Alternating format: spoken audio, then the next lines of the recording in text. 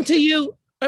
Can you hear me? Yes, go. Chad, we're reporting to you from London, England, but I don't want to be a liar. We're in Cambridge, Massachusetts. Chad Parento has told me to illustrate my English accent for you Americans. Welcome. My name is Toni B.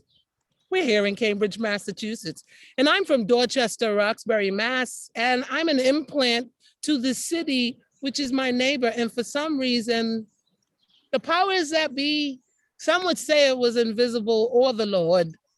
The powers of positive invisibility have gotten me here right now. Of course, the phone will ring while I'm on Facebook Live, and I'm here. And I became the populist emeritus of Cambridge, along with 3 other people. We have been in a pandemic, and I just want to celebrate poetry. The Cambridge Poetry MashUP was scheduled for last year, and like middle of the month in March, when we had our GoFundMe up, the whole world ended, and we ended. Other than adjusting, we thought that it was smart to end it, and I think it was. Too many of us have been through too much this year, because we've lost so many people. But poetry still goes on.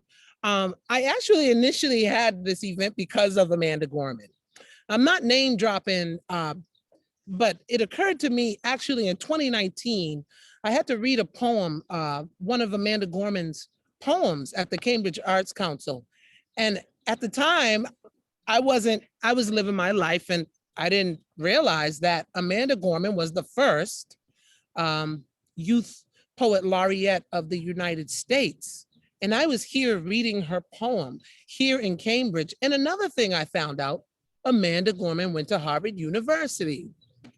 I said, this brown sister is on stage doing her thing now. I sure wish I would have saw her in Cambridge. It occurred to me that sometimes the stone that the builder refused will become the head cornerstone. I see that with Amanda Gorman. I see that with Phyllis Wheatley Peters. So many people. And I really thought, well, I'm one of those stones.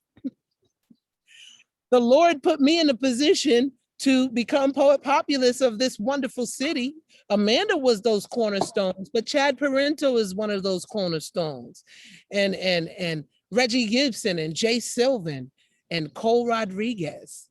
So this is for the people who are famous among us, who have done wonderful and great things. We just want to hear your voice. I've been wanting to hear your voice for a long time. Cambridge has needed a poetry festival for a long time, and I'm glad to put it on. Today, Chad Parento, because I could just keep talking, y'all. It's really good to see you here. Chad Parento, Cole Rodriguez, both of these awesome poets are going to be our hosts today. And also part of the MashUP crew is Erica Lindemood. She has been the publicist and the general manager of this event. And we have Reham, who goes to a local college, and she's our youth ambassador. We're all just here in support of, well, I can't lie, they're in support of me, and I have mad love for you. But they're really here in support of poetry. And we about to get started. I don't even feel like hearing my voice that much. That's why I got a crazy lineup. Y'all want to see the lineup? And of course, you know, chatters, oh, chatters. Of course, you know, this is my second time doing this. This is my second time doing this. And Chad is the one who's definitely skilled. I would like to share my screen, if you would so kindly. Coming up. When you're done, probably can just sit and just set up the screen. And while they're in that order, I would like to invite folks to use the chat whenever you feel like giving someone a shout out or celebrating and showing some praise. Feel free to jump in there. Thank you, Cole. Cole is of Lizard Lounge fame. She's the first Lizard Lounge queen, or the second, but she a queen. And Lizard Lounge is located is a Cambridge crew. They are located in Porter Square And you know, all of our venues have been shut down here in Cambridge. Lizard Lounge is no longer. This is true. But lizards are durable, strong creatures. So we survive in all types of environments.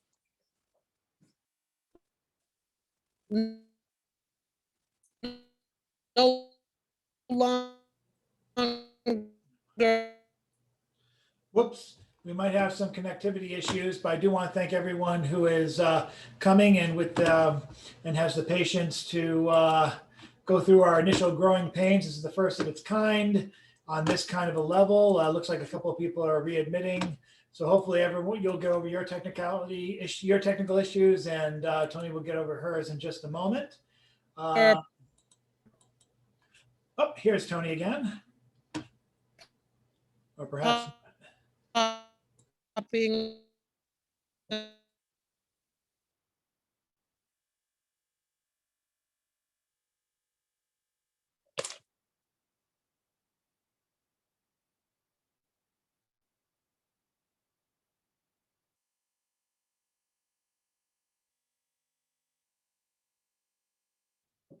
just give us a moment and we will, and we were going to get started very shortly, hopefully with the first two poets.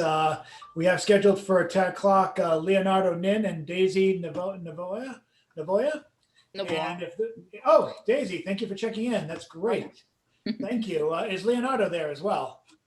I don't know. Leonardo, ¿estás aquí? Okay. I don't think so. ¿Dónde es Leonardo? Okay.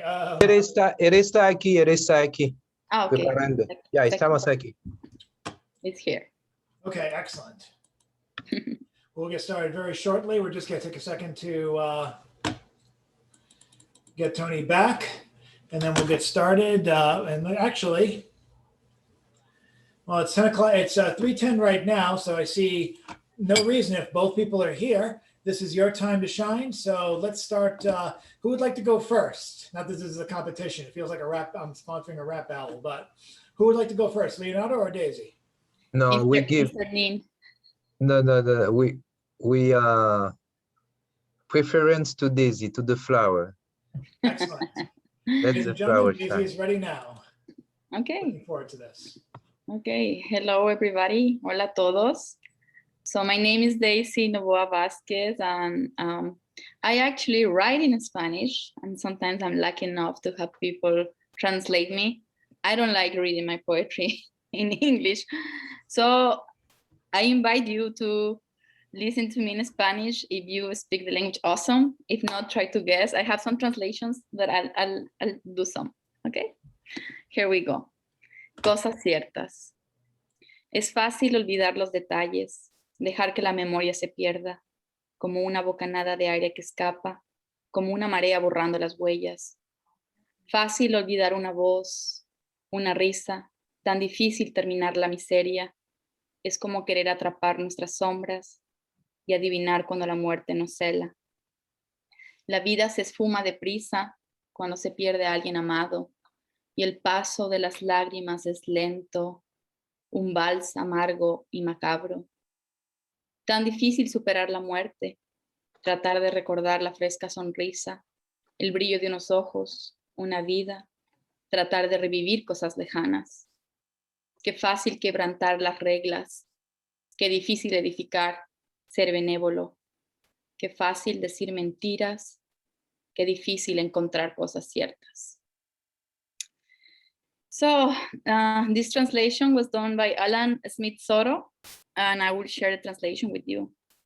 True things. It's easy to forget the details, to let memory lose itself like an exhalation, like a tide erasing all traces.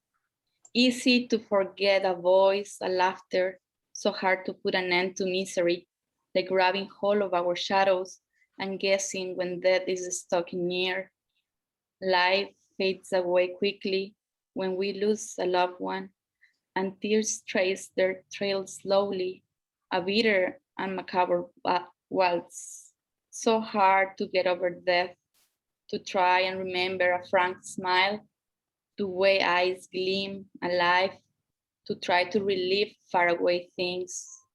So easy to break all rules. How hard to build, to be kind. So easy to tell lies. So hard to find true things. The next poem is called Su voz me alcanza. Thank you. And this poem is dedicated to my grandma who had Alzheimer's. And the poem is about musical memory, which I'm fascinated with the topic. Musical memory brings people back to us, and that's what happened with my grandma and me. So, su voz me alcanza. Me mira con ojos cadavéricos, la piel pegada al hueso. No sabe quién soy, aflicción, desapego. ¿Puedo cantarte una canción? Le digo sonriendo, y entonces su voz me alcanza. Por fin el abanico de sus pestañas brilla. Ahora recuerda quién soy, quiénes fuimos. La música continúa. Por minutos la recupero. Después ni siquiera le quedará este recuerdo. Her voice reaches me. She looks at me with death-like eyes, the skin clinging to the bone. She doesn't know who I am. Pain, disinterest. Can I sing you a song? I tell her smiling, and then her voice reaches me. At last the fan of her eyelashes shines. Now she remembers who I am, who we were. The music keeps on playing. From time to time, she's back again. Later, she won't even have this memory. How much more time do I have? I'm not sure about the time, so let me know when to stop. Actually, I was hoping, because we're dividing the time, I was hoping that Leonardo would come up. Your work was wonderful. And I have a feeling because Toni was locked out because of technical difficulties, if she doesn't go back to the video right away, she's probably going to want to have you do an encore later on. So No, that's fine. Thank you so much for that. For that amazing, I say recording because we are recording all of this live for Facebook, and there will be a document of this on YouTube for posterity. So thank you. And I don't want to shave off any more of Leonardo's time. Leonardo, you are up, sir. Yeah, I am having difficulties with my camera. I think I might have to go upstairs. It's not letting me use my camera. So I'm going to use John Danny's computer. Let me go upstairs. If you bear with me, Daisy, if you would be so kind as to read one more quick poem while I just switch platforms. Okay, I'll do that. I have one ready. Peso angular. Pasó la primavera, solo cenizas quedan, y el vértice de las memorias no logra contener el peso angular de estos átomos que se quieren escapar como potros salvajes de un corral que con relinchos despiertan al sol. Átomos que nos conectan a todo, nos hacen parte de todo, son reflejo de todo, pero quieren escapar. Se cansaron de ser corral, de ser caballo, de ser humano, de ser espejo, de ser memoria, de ser vértice, de ser átomo. Simplemente quieren engañar al tiempo, huir para siempre de él, dejar de ser lo que siempre fueron. Angular weight. Spring is gone, only ashes remain, and memory's vertex can hold back the angular weight of these atoms that want to flee like wild horses from a corral to wake up the sun with their whines. Atoms that link us to everything, make us part of everything, are a reflection of everything. But they want to flee. They are tired of being a corral, a horse, human, mirror, memory, vertex, atom. They just want to full time, flee from it forever, be no more what they always were. Gracias.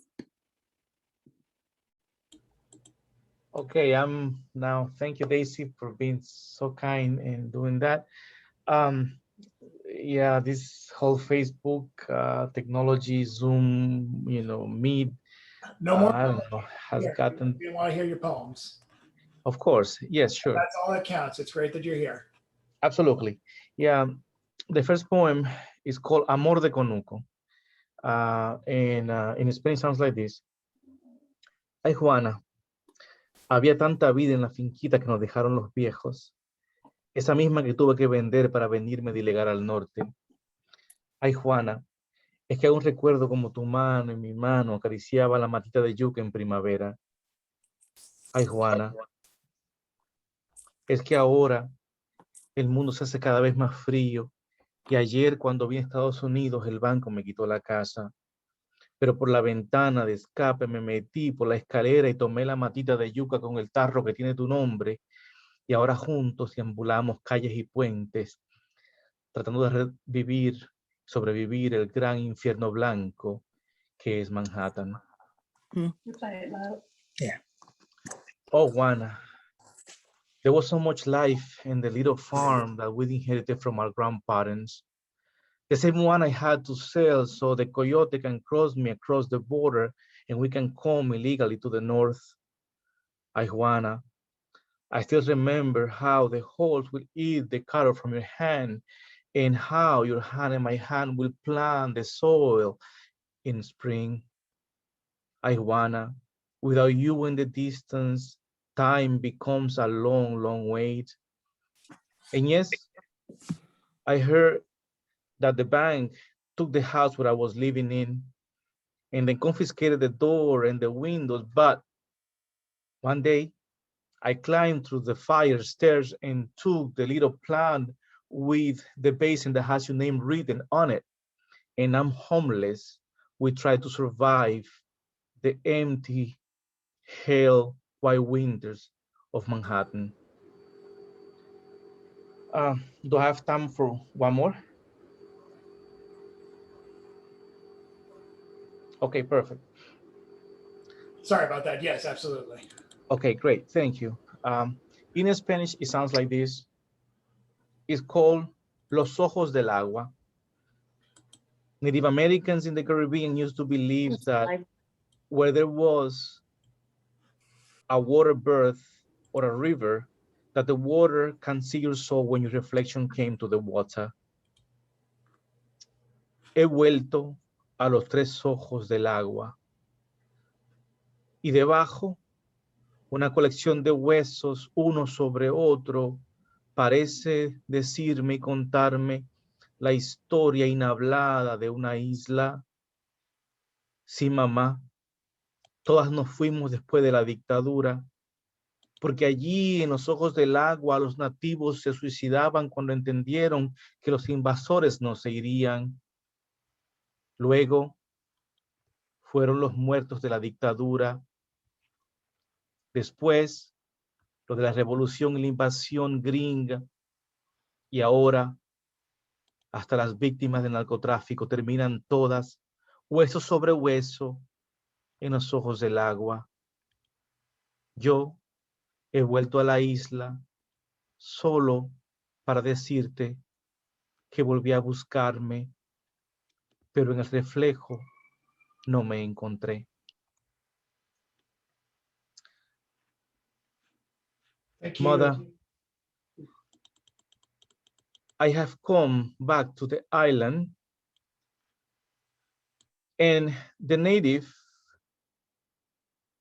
believe that your soul can be seen in the reflection of the water when you stare at the water. Mother, I could see in the bottom of the pond a lot of bones. Bones of the Native Americans when they understood that the Spaniards were not going to leave, and they killed themselves in masses, committing suicide with yucca leaves. The bones of the dictatorship that for many years took the life of so many people. The bones of the victim of the gringo invasion, and now even the bones of the people kidnapped by the narco and the trafficking. Me, I came back to the island to find my soul in the water. But no matter how much I stare and look, I cannot find it. Thank you very much. Thank you so much, Leonardo and Daisy, for representing City Nights reading for us. Next up, Crew 2, representing Right on the Dot. I'm looking for Ava M. Fields and Anna VQ Ross. Ava, you ready to jump in? Oh, it's pronounced Ava. Sorry. Ava, my apologies. Thank you. That's okay. Thank you. Yeah, I can go. Okay, so this first poem is called You Just Keep Getting Better and Better. They don't give you wings when they shove you out the door, just weights at your ankles so you have to kneel for the truth. We met about the earth, what it feels like to float away. We inhaled the cost, collapsed in a heap on my fingertips. I ache in metamorphosis, so with that we are eternity. Immobile and greedy, I search for you, bringing myself into circulation. And so the world grinds away at the softest parts of me. So this next poem is called Body Candy. I hate the feeling of a delicate rapture, the way you have to watch yourself pass. There are pathways etched down my core to show me where I should have gone. I cut myself off limb by limb. Maybe then I'll walk with purpose. I'm alone, being washed away by dimensions of skies and faults. My loss sleeping under crushed cars and satin pillows. Then I burn them all in the garden, not a trace of what was never built. I wobble and wane in pure contrition because we always breathe our mistakes into form. Watch as they grow and make their way. 3:28 on the dot, and I never saw myself again.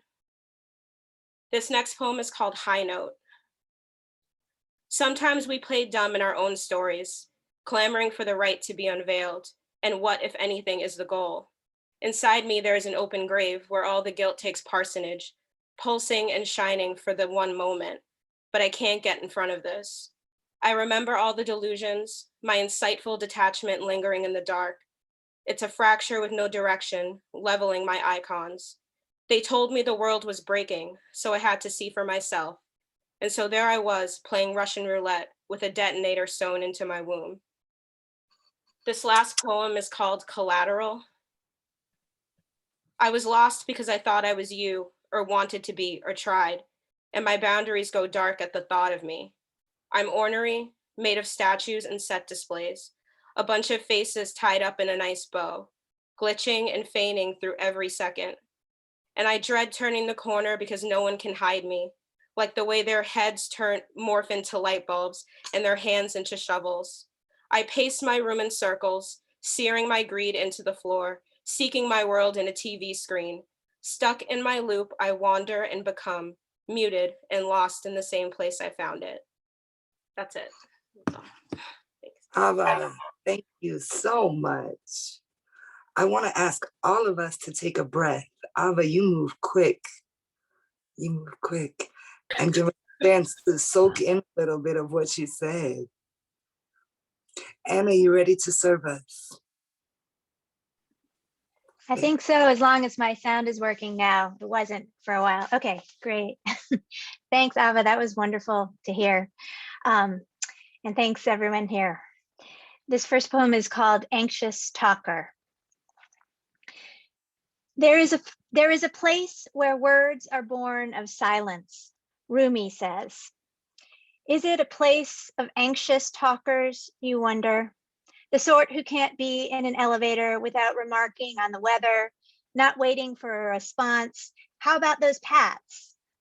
Or a place for all of us who knew the answer in second grade, but were afraid to raise our hands and now can't stop shouting, 7, it's 7, I know it too, at the teacher who praised the one girl who spoke, shaming the rest of us.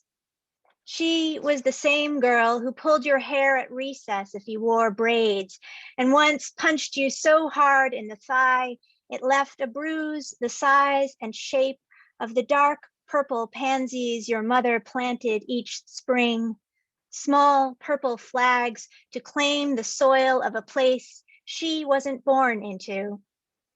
Slowly, the bruise grew a yellow halo, and you were silent about that too, until your mother found it in the bath. The words that came then were hers, fear that you understood only as anger. Why didn't you tell? And a visit to the teacher despite your pleas. It wouldn't work, you knew. That night, awake in the silent house, you fingered the bruise and heard, or thought you heard, a humming that might have been a word. Thank you. I love that as a substitute for clapping. This next one is from a series that I've been writing throughout the pandemic. And it's the last poem I'll read. All my poems used to end in sky. All my poems used to end in sky, but now they end in sleep, interrupted each morning by my husband teaching kindergarten from our bedroom. When I creep in to change my socks, he tilts his laptop screen filled with small blinking squares of small blinking faces so they can't see me. Sharzad, can you tell us something that makes you feel happy? He asks. My feet are cold, and the unmade bed is a volcano of cotton and down. Downstairs, the dishwasher is making strange noises again. Edwin, you've had your turn. Please turn off your microphone so we can hear Sharzad. Today's front page is all infection and disbelief, and there are not enough nuts and not enough squirrels burying them out back to prepare us for what the experts say is coming. Oh, Sharzad, please tell us. Is it the bees tucked into their hives against December? Is it snow or the cat who returns every night despite cars, dogs, and flocks of cityfied turkeys? Is it the new blue coat and EBT card the school sent home last week to make sure you stay warm? Is it snack time or Play-Doh? Your mom finally home from the hospital? Your dad sitting next to you whispering answers? Or is it dancing? Sharzad, we're waiting. 11 more days until the longest dark of this year, and what will come after? Please turn on your microphone and give us your answer soon, Sharzad, so we can sleep. Thanks, everyone. Thank you, Anna. Thank you, Ava. Next up, in representation of Stone Soup, we have Chad Parento and Dexter. I'm definitely giving the floor to Dexter first. Dexter Roberts, come on up, sir. Dexter? Just unmute Dexter and then you're good to go.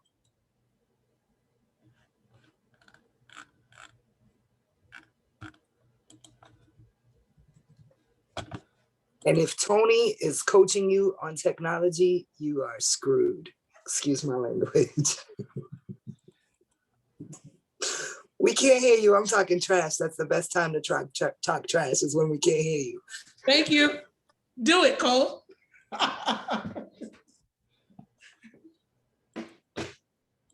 Okay, I'm on mute. No. All right. No. It's your turn. You're on, Hey, Dexter. what's up, guys? You're good. I got a couple of poems. I'm not gonna waste anybody's time, so let me get right into it. Will said, I can't take these yearly shots for hate. I'm love. I'm immune to despair. I care for all. Watermelon with no seeds? Sipping from a half full glass. Clearly the object is closer to life, up the dosage. Active to passage, aggressively. Where's your mask? Hidden thoughts, dark desires. Grapes with no seeds? I don't see, right? All right, and yeah, I know, yep.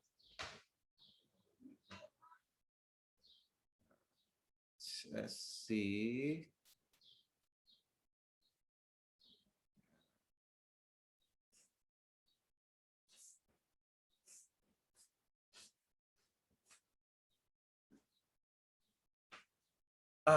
Here's a good one.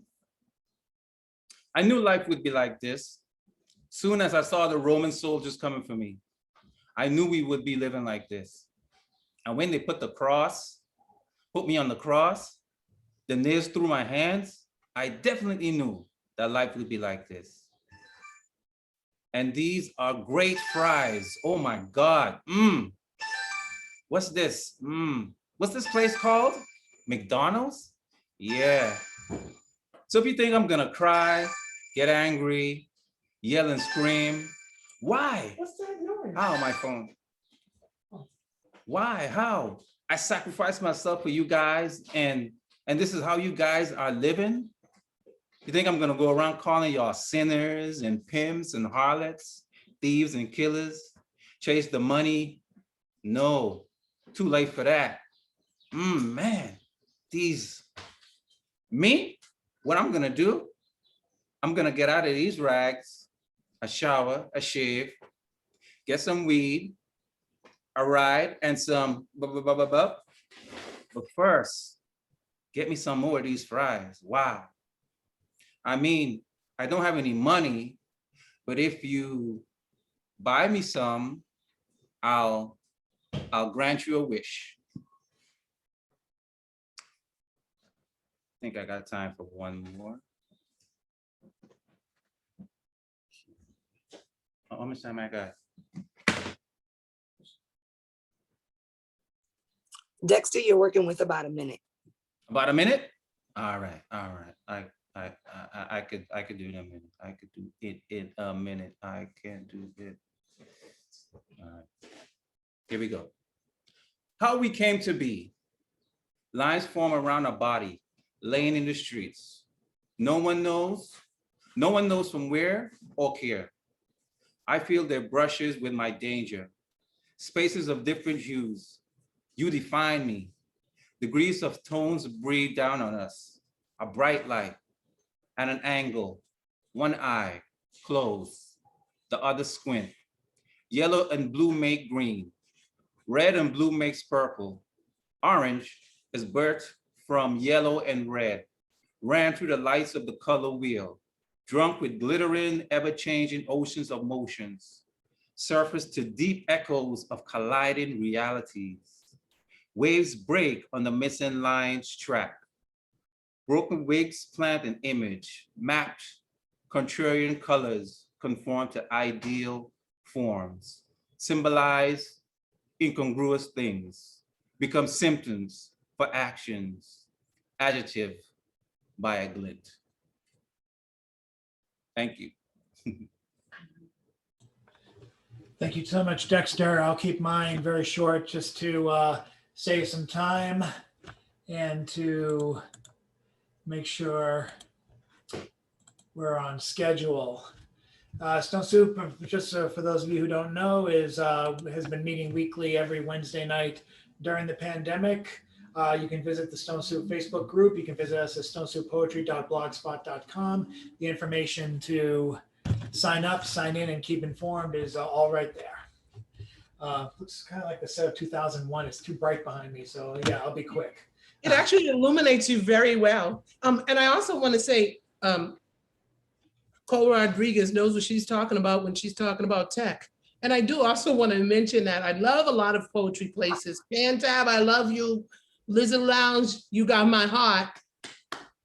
My poetry house, my house of poetry, or my crew is Stone Soup. Really? Because it's a few blocks from me, and Chad is such a nurturer. But I'm gonna be quiet because I think someone else is supposed to go on. Thank you. Okay. I do a lot of poems in the vein of other poets. William Carlos Williams wrote years ago, Landscape with the Fall of Icarus. This is Landscape with the Fall of Joe Biden. The Boston Herald says, when Joe Biden falls, it is spring. Black farmers were rescued, but press begged for pageantry, for interviews, hot breathing mouths, near the edge of 6 feet, obsessed with closeness. Waiting in the sun, the children in the camps. Incidentally, in Georgia, there were the dead Asian women, but look, Joe Biden falling. And this last one is called Last Day. I wrote this, I believe back in 2020, graduation thoughts during pandemic. Last day, Graduates pose, coordinating dresses of bountiful blue. Offset's blood hidden under heels. Their mantra, first do no harm but to him.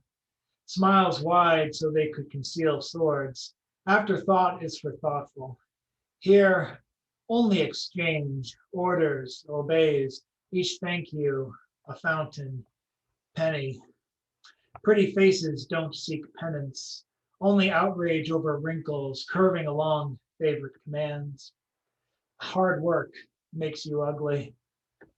Steady diet of say-sos holds figure. Someday skin around lips will curl to curd. Their first day, happiness feigned, instruction given. Happy graduation, everyone, in advance. And with that, I bring it to Miss Toni B, or whoever would like to pick up the mic. Tony, I got you. Next up, we're going to be hearing from Writers Without Margins. That includes Sarah and Math. Sarah, you ready to share?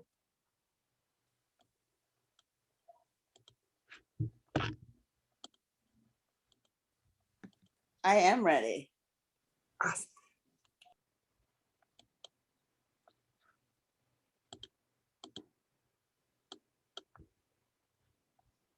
Okay.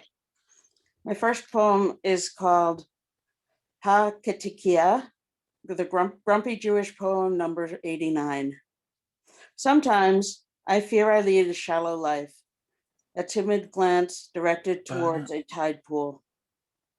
The Dunmare anxiety thunders always past me.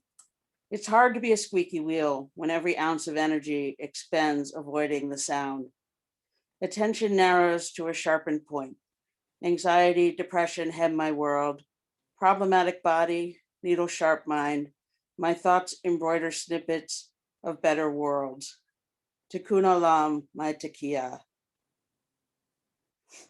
The second one is called Starbucks Concept Store, Harvard Square. Exiting the double-story air of overpriced privilege cling.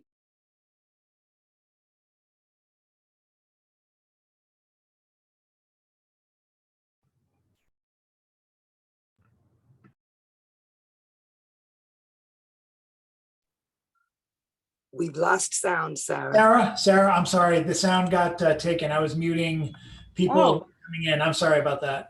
What should I do? Just start over the second poem. Oh, okay. Sorry about that. No, that was our fault.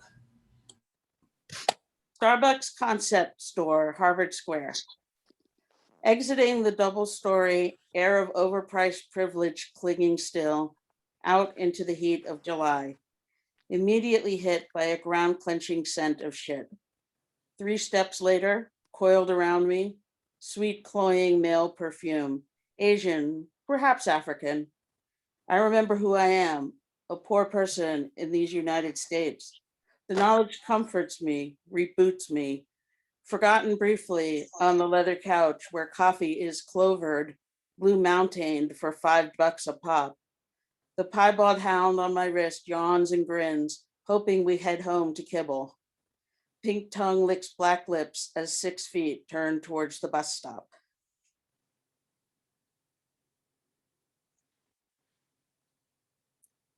Thank you. And this next one is short. It's always a better day when you fed something, said the old bum with the funny leftist cardboard signs by the coop. He meant the pigeons. But how could I not, after that, surrender my Tupperware? I'd return home before hunger. It was only St. Francis rations. It was a better day, too. Thank you.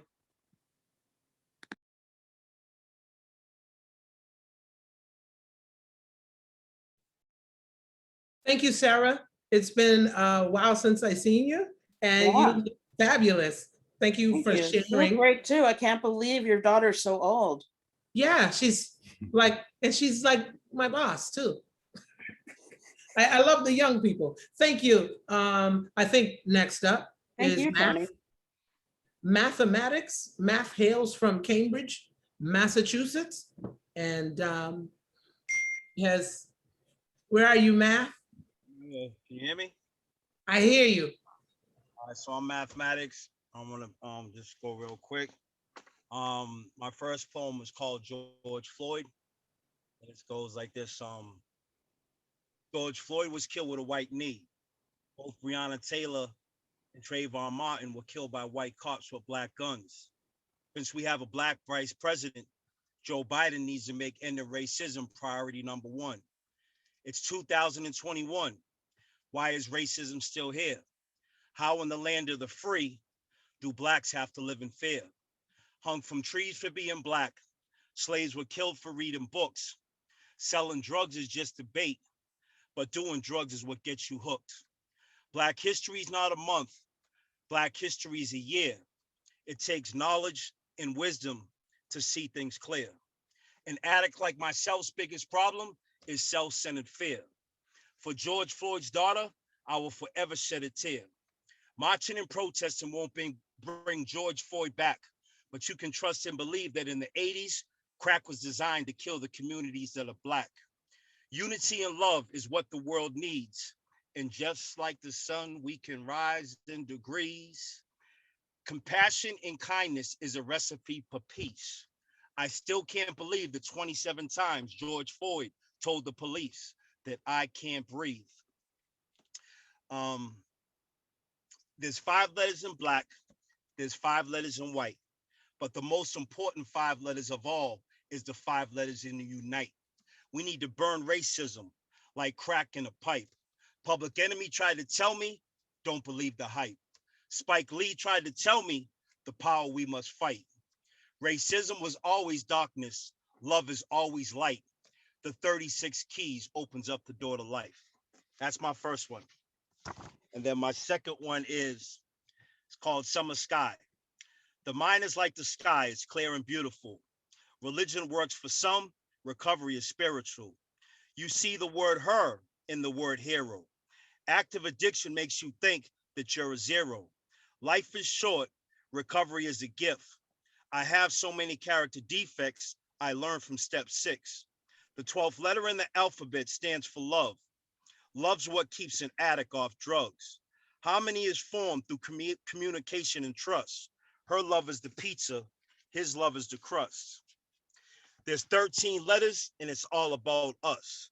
Love is like the mind, it must be formed. Relationships are like paper, some get torn. Some lovers are beautiful, just like a rose. Some lovers can't open up, just like a door that's closed. Love is in the mind, not under your clothes. If her love's like the winter, her love for you is froze.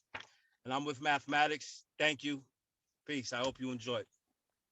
Mathematics. Thank you. Thank you, brother. I want to be an acknowledgement and remind that we have the chat available to us. And I want to also big up Maria Luisa Arroyo, who is giving shout outs and feedbacks to all of the work that she appreciates in that chat. So poets, I know you can't read it while you're reciting, but go back and take a look because you get some good messages. And I'm going to hand it off to Toni B to bring up our next performer. Thank you, Cole. Before we move on, because we thank you all who came in the first quarter of this Cambridge Poetry Mashup. We have heard from Poetry Cruise. Poetry Cruise, they nurture us poets. City Night readings right on the dot. Stone Soup Poetry, Writers Without Margins. And they actually have a book. They have a book. This is like volume number, is that 5? I think that's volume number 6. Lady Liberty is on the front of it. Please make sure you grab it. I also want to shout out Optimist. Me and Cole were like, Optimist, Optimist. Optimist is when we talk about poetry and we talk about local history, recent history. Optimist was a part of the group called Foundation. And the Foundation was a group that inspired all of us.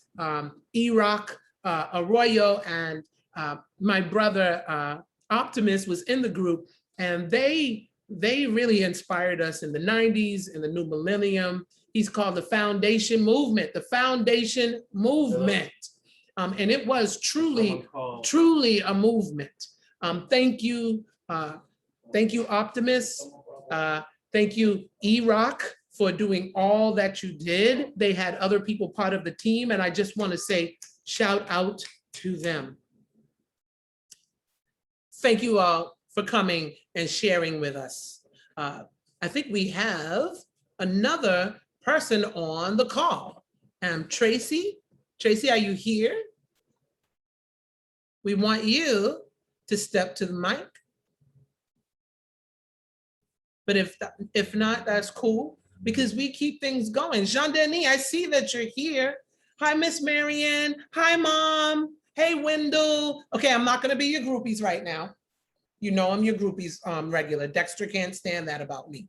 But thank you for coming to the Cambridge Poetry Mashup. We are gonna move along in poetry. Hello, Cheryl Buchanan. We are here, and we want to just mention support local poets. There are so many famous poets in the world. Support local. We have Razzle Dazzle, Rico, Louis Riho in this book. Also, check out Writers Without Margins, the website. And today, we will be giving a book away from Arthur Weaver. He is one of our most distinguished local poets around here. We will be giving his book away today. Thank you so much. I'm not sure where Tracy is, but maybe I should read a poem. Chad, we don't want to hear from Toni B. We want to hear from other poets. Chad Parenteau, where art thou? You should read, but I thought there was a justice who was supposed to come in as well. Is the justice here? Is there any justice here? Is Tracy here?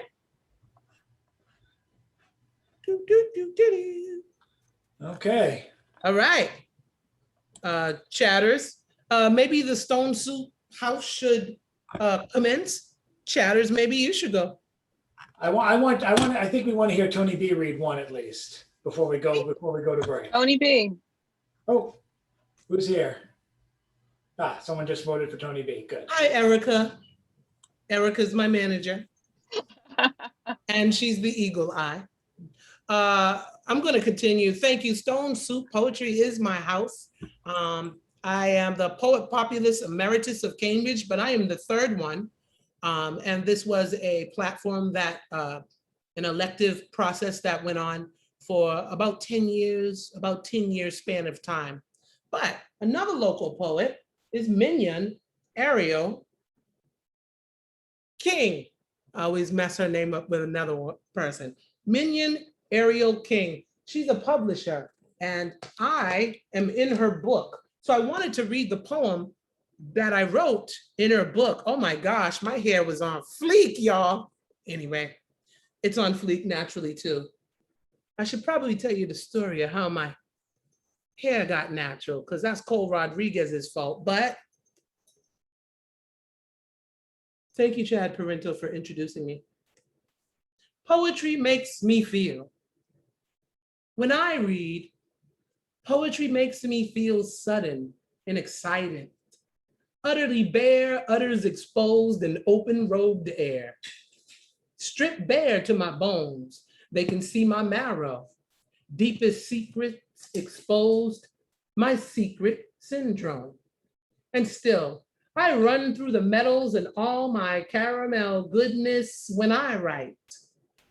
I'm that bird wondering, should I really grab the seed off scarecrow? Fear sometimes forces my fly away, yet I shimmy back on round, deciding to stay and wait till the wind lies down. Fear always beckons, but I won't stop. Writing for the words alarm my mind like morning's clock. When I read, exposed my beam like the light from Sea House, welcoming the knell of ships to literary shore.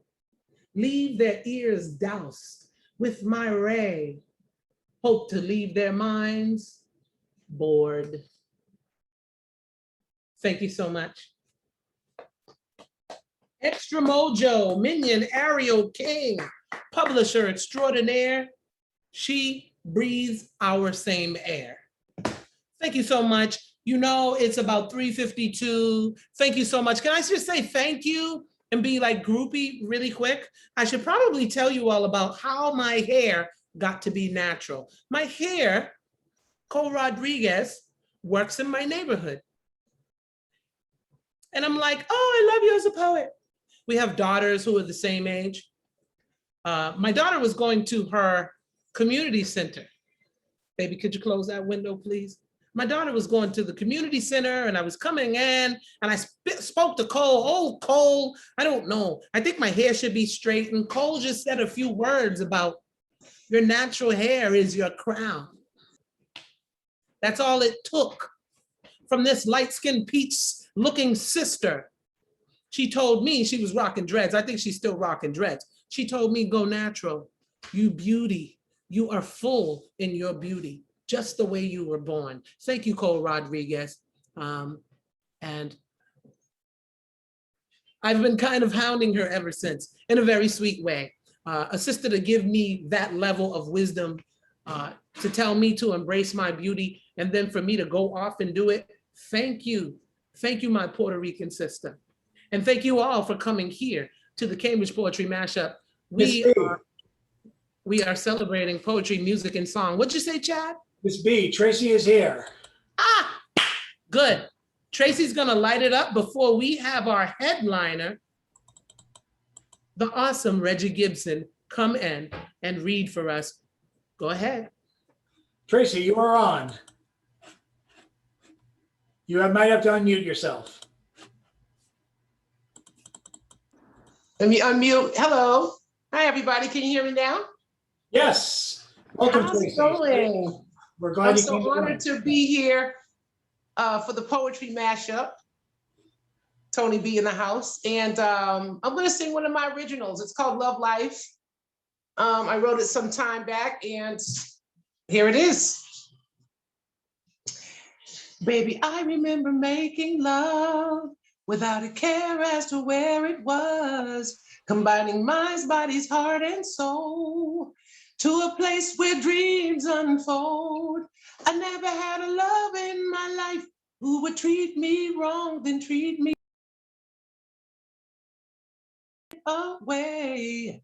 But now you're back and here to stay. I need a love life, baby. You keep giving me this good love. I can feel it all around me. I feel it all around me, baby. Good love, baby. You keep giving me this love life. I said I feel it all through me. I feel it all through me, boy. Now we've been together for so long.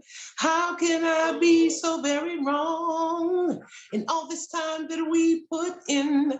And now we're back just to being friends. Won't you try to understand me? I'm all yours and I know you can be just mine until the end of time. Me and your world and you and mine. Love life, baby, you keep giving me this good love. I can feel it all around me. I feel it all around me, baby. Good love, baby, you keep giving me this love life. I said I feel it all through me. I feel it all through me, boy, now. Hey, baby, I feel it all around me, baby. Good love, love. Thank you.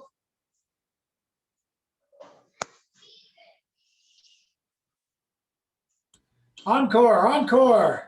Yes, yes. Thank you. I do have an encore, actually. And this encore is going to be with my son, Justice. Come on in here, Just. Yes. Hello, everybody. Hello. Can you see us? Can you hear us? Hey. Yes. All right. And this one, is our light right?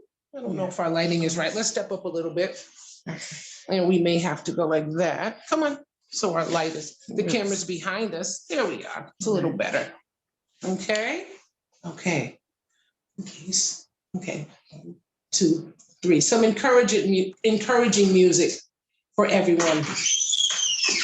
Go around the back, please. Oh, there we are. In case you have fallen by the wayside of life, all your dreams and shadows, you're all hopeless inside. You don't have to stay in the shape that you're in. The potter wants to put you back together again. In case your situation has been turned upside down, and all that you've accomplished is all on the ground. You don't have to stay in the shape that you're in. The potter wants to put you back together again. The potter wants to put you back together again. You are broken. Stop by the potter's house. You need mending. Stop by the potter's house. Yeah, give him the fragments of your broken life. My friends, the potter wants to put you back together again. Oh, the potter wants to put you back together again. Yes, yes, yes. All right. This man is awesome. This man, did you hear that voice? Big ups, poetry people. We love you. Big up family. All right. And stay encouraged, everybody. The potter's here for you. Go to him every time. He's here to help you, to pull you up. It's awesome. We love you. Thank you, Tracy. You're welcome. Thank you, Justice. You're welcome. I know those people quite close. Thank you so much. Woo! Hey up, hey up. What's up, big? All right. That's exactly what we wanted to do. Hear voices. That is my sister and my blood sister. Thank you so much. Do not ask which one of us are older. We always get that question. I will not answer. Thank you so much for being here and being a part. My younger sister, Tracy, I appreciate you being on this call. Daddy, I think you're here too. And I just want to tell you all, we're going to transition to our headliner poet, Reggie Gibson. I just want to give y'all, though, like 1 minute to breathe. Y'all get 1 minute to breathe. Let's just breathe really quick as we transition to the famous Reggie Gibson. Thank you all for being here today. Hello. Would you like to introduce Reggie Gibson, or should I say Reggie Gibson? Thank you for being here. He is a poet, a songwriter, author, workshop facilitator, and educator. Reggie has performed, taught, and lectured at schools, theaters. You should have seen his Shakespeare piece. Awesome. He has toured in 2 continents and 7 countries, including Cuba. Keep it short, sis. Keep it short. Keep it short. And you don't please read all that. And we love Reggie, and we will transition. Reggie Gibson. Go. Thank you. How's everybody feeling? Is everybody uplifted? You know, it's great to be here and see faces I haven't seen in a year, and some I haven't seen in over a year. Right? It's a beautiful thing to see you. And if I got to just get you on these 1 by 2 inch, quadrilateral things, it's still great to see you all here. And thank you, Toni, for being a person who always brings us together. Right? You've always been about community, and that's what I love and respect about you, and what I learned from you. You put out a call, people show up because they know what you're about, and you know, I personally really do appreciate that. You lift us all up, sister, just to let you know that, in case you didn't know and nobody told you that. As I was thinking about what to read, I have some newer stuff, but didn't know if I wanted to read that. I was thinking in the space of Toni and community and about Cambridge, and I didn't realize, I guess until Cambridge, many of the places I would go to were denied me, how much is actually such a part of my life, right? How many great things have happened to me just associating with Cambridge. First of all, most of the people who I see here is because of something that happened in Cambridge, right? And so I decided maybe I'll read some stuff. Maybe you've heard some of it before, but it was really personal to me. And so couple things old, a couple things newer, all of them having something to do at some point with Cambridge. That March day in Massachusetts, Cambridge, I believe it was, when the second-rate poet went shopping for clothes, he never thought he would buy that black shirt, the one embroidered with that crazy Eastern motif, the one he knew was not his style, the one he figured he would only wear once, the one he did in fact only wear once, yes, the one hanging in the closet next to the other thing only worn once, now hanging in the closet. His main thought was, I wonder how this is going to look on stage this evening. He was vain that way. Likewise, when she of Belmont, Massachusetts wore that cleavage-clinging pink halter top and ultra-tight pair of black pants, you know, the outfit that screams, damn it, I'm a feminist with a master's degree in education and I demand that men respect me for my mind. Yeah, that one. She was only dressing for a comfortable night out with a girlfriend who ended up flaking on her at the last minute, leaving her to go out alone. She had never really been anywhere alone, and she had never been to a poetry reading before, but she did. She surprised us that way. Now, they did not expect to meet, much less fall into one another and begin to walk that razor blade thin, spiderweb frail bridge sometimes built between two people on the verge of finding one another interesting. He was a man who had a rather profound liking for the ladies. All of them. Though he was profoundly shy about women, especially that night. She, being from Massachusetts and thus a member of the Frozen Chosen, was not used to striking up conversations with men of which she was not familiar, especially second-rate poets from Chicago, but she was a little bit more forward than usual. And somehow, though this next part is apocryphal, well, this part is apocryphal as they tend not to corroborate those stories, but it is generally agreed that eventually they ended up at IHOP. And over a cup of coffee and a shared Rooty Tooty fresh and fruity, he thought, maybe. And she thought, maybe. As for you, well, you were not yet you. That is to say, you were you, potentially, but you were not yet this ever-parasitic tsunami of new discovery fueled by laughter and lactation, leaving broken drinking glasses and ruined CDs in your wake. No, you were somewhere else, not quite there, a small, curved question mark, faint and forming at the end of some egg named future. Then they loved, and it was good. So they loved again. And during the August of one of those agains, the part of you that had been singing softly and alone inside of her began to sense the part of you singing softly and alone inside of him, which sensed the part of you singing softly and alone inside of her. And those two soft, alone songs began to find each other. And when they did, they began to grow and to swell and to sing into one song. And when the growing and the swelling and the singing were done, you were lifted from inside the soft dark of her, lifted into light, into scream, into breath. After that, he took you into a room where no one could see the two of you, held you above his head, looked upwards at the ceiling, imagined the fluorescent lights to be some ocean of greater light stretched endlessly beyond a land that smelled of salt water and village song.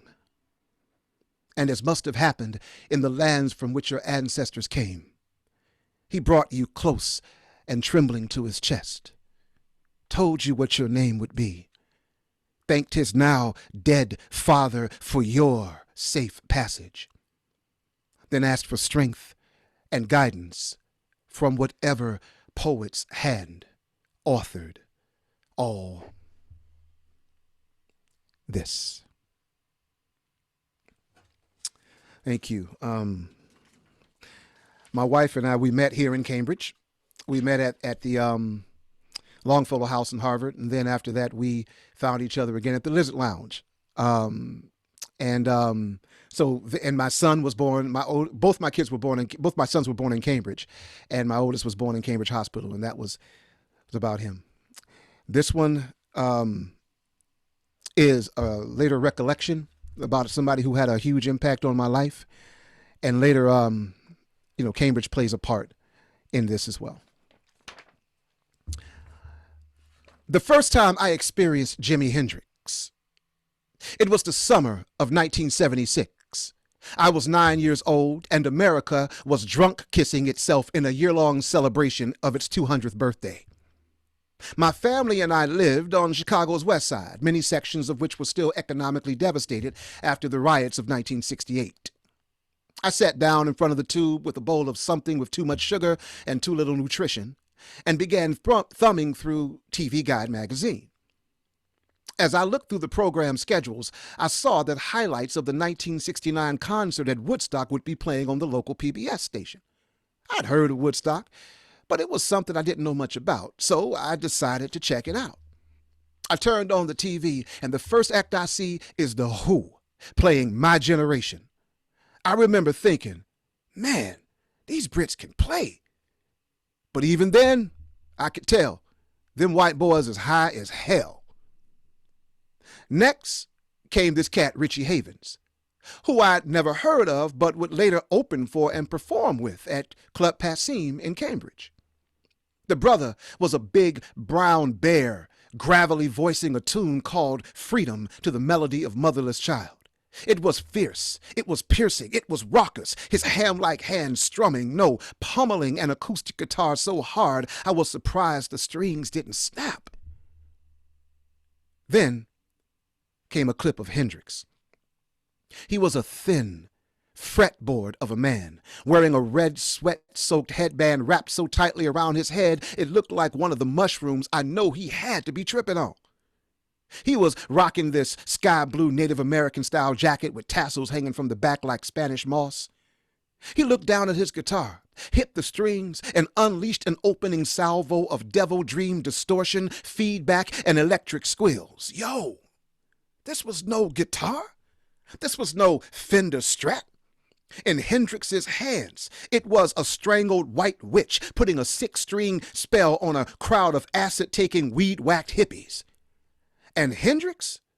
Well, Hendrix was a voodoo priest demanding that all of hell's demons come up and dance in the rain. Then he launched into this first notes of A Star-Spangled Banner, and I was like a mid-1970s version of WTF. I had never heard anything like this. Being the son of a cop father, something about what Hendrix was doing felt disrespectful. Being the son of a Jehovah's Witness mama, something about it felt sacrilegious. But being me, and the age I was, there was something about the fact that my parents would hate it that made me lean in and open myself up to it.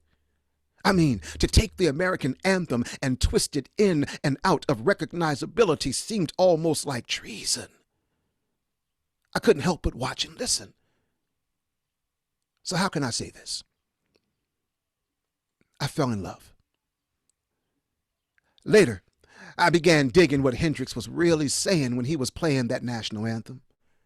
It was like he was saying there is both a beauty and a beastliness in this country, and that fighting for freedom and justice for all often means being angry and loving. It means wrestling with both ignorance and ideals, that we have to learn how to accept the distorted and distort the accepted, and that sometimes like now, when things get ugly in this country, America must try and make music out of our mangled madness. Thank you. Two more. I am part of something called the Old Cambridge Shakespeare Association. And when we say old, I mean, I'm the youngest cat there by 20 years. You know what I mean? But this thing has been meeting fairly regularly, except for a brief period since like the late 19th century.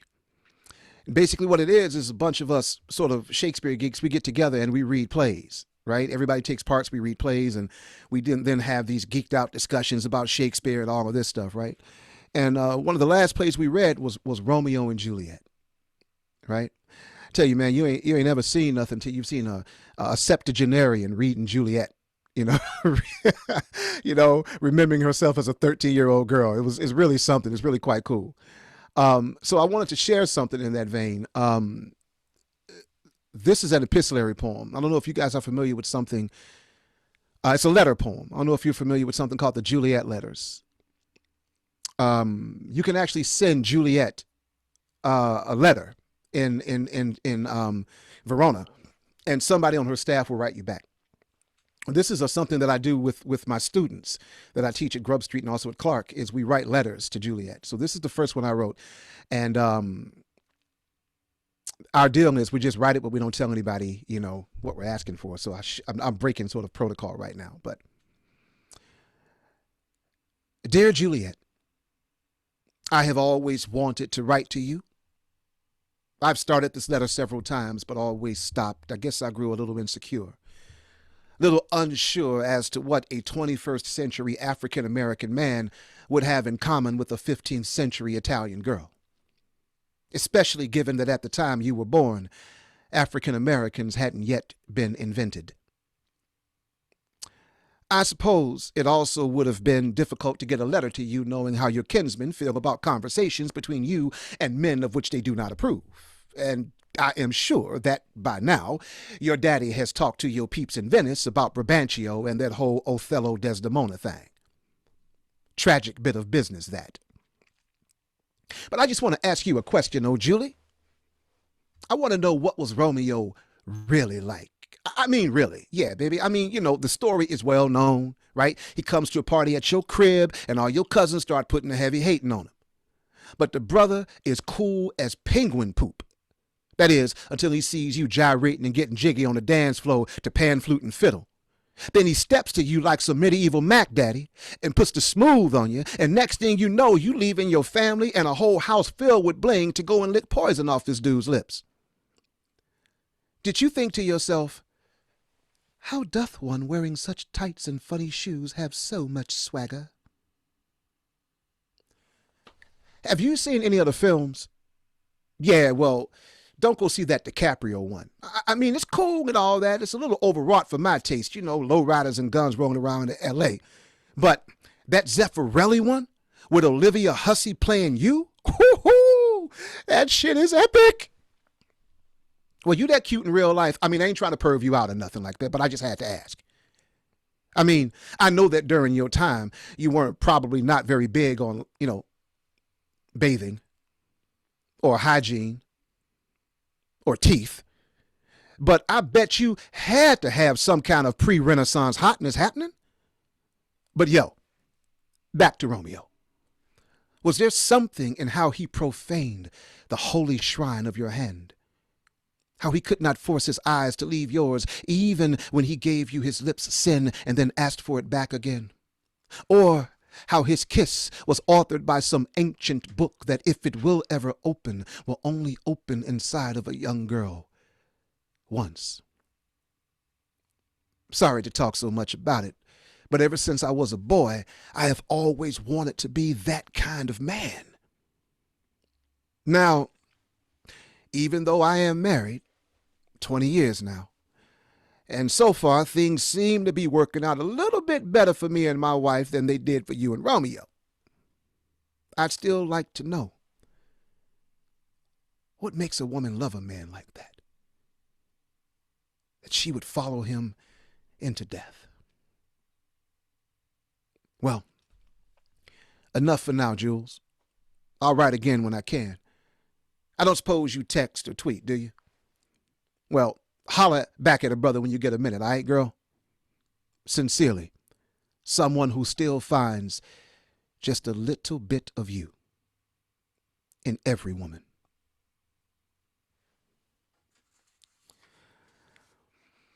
Thank you. You're Thank very you. welcome. Thank you. We love you, Reggie. Thank you. Well, I don't know about them, but I love you, dog. Great Thank to you. see you. We love Reggie. We love Reggie. Everyone who loves Reggie say, yeah. Cool. Yes. Amazing. Hell you. yeah. Thank you. Yeah. Very Is my time up? Yeah, Because I'm good with that. Your time, awesome. your time, yes, fine. Thank you so much. You're welcome. Every time we see you, it's a lesson. I appreciate your humbling words. Brother, I was just trying to get people, poets I love. Anyway, Reggie has taught me not to speak so much, y'all. And I'm going to be obedient. Thank you so much, Reggie. You're very welcome. Thank you for doing this, Toni. I think that we may possibly, it may be possible that we see him at another one of these mashups, but the mashups are going to continue. Am I talking too much, Cole? Cole's the No. queen. You can take the mic.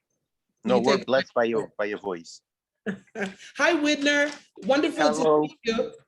Wonderful to see you. And actually, we have some time, and at 4:25, the New England Poetry Club crew is going to come on.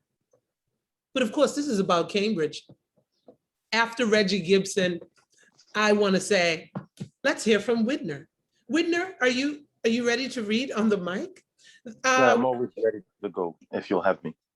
I'm ready. How did I meet Widner? I met Widner by another tall sister of Haitian descent. I love my Haitian community here. What's up, Terry? What up, Terry Borderlines here? I love my Haitian community. How you doing? I talk too much. I talk too much, right? Right, Phenom? We know No, this. you're So I'm not gonna tell all these little stories about how I met you like 10, 11 years ago in Cambridge and the port. We just gonna let you go. We just gonna let you go. Widner. Yeah. It's been a minute since I actually stepped on the mic. So these are some newer poems of mine. They're bear with it. I try to take everybody into a whole roller coaster ride. Let's be quick with this. We'll have a chance to talk more about it, if anything. This one is called The Mask. I'll try to be as clear as possible and as loud as possible. It goes, the mask fits. One for all and all for one. Lies daren't be uttered this day, this moment, this time. It is a safe haven, an oasis, Earth's personal heaven. The mask fits, though seen we are not present. As a child shielded from detriment, it keeps us lucid with lies. As reality is something of the past, we are safe. A mother's touch, a father's guidance and acceptance to clean up after without judgments, without shaming. The mask fits. We're all uniformed. We're all here. We're unique. Classism, racism, sexism, not a single chasm. Though we learn and we lean, we dance to unheard melodies. There is a God to be conversed with within. Though we may have to repaint only for potency, strangely, we get a taste of what it means to be free, even if momentarily. The mask fits. This I promise. I wish that you would understand me.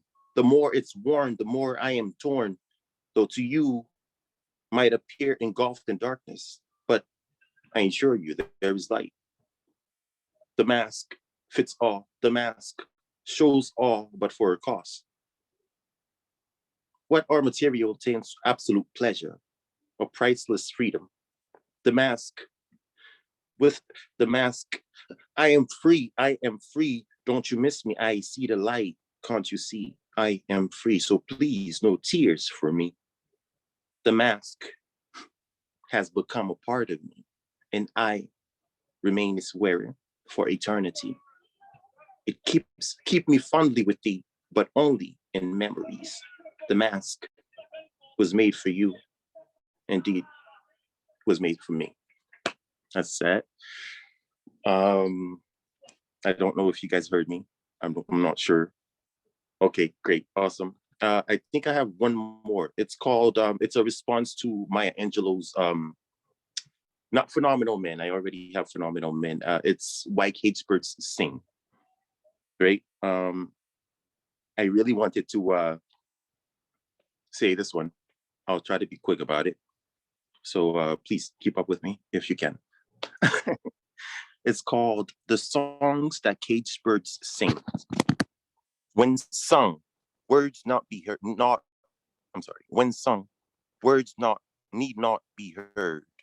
The lyrics there scribbled within, deep down in the core. Hymns from generation long past carried on scarred backs to free horizons. Water-weighted, starving stomachs, but freedom tastes like ecstasy.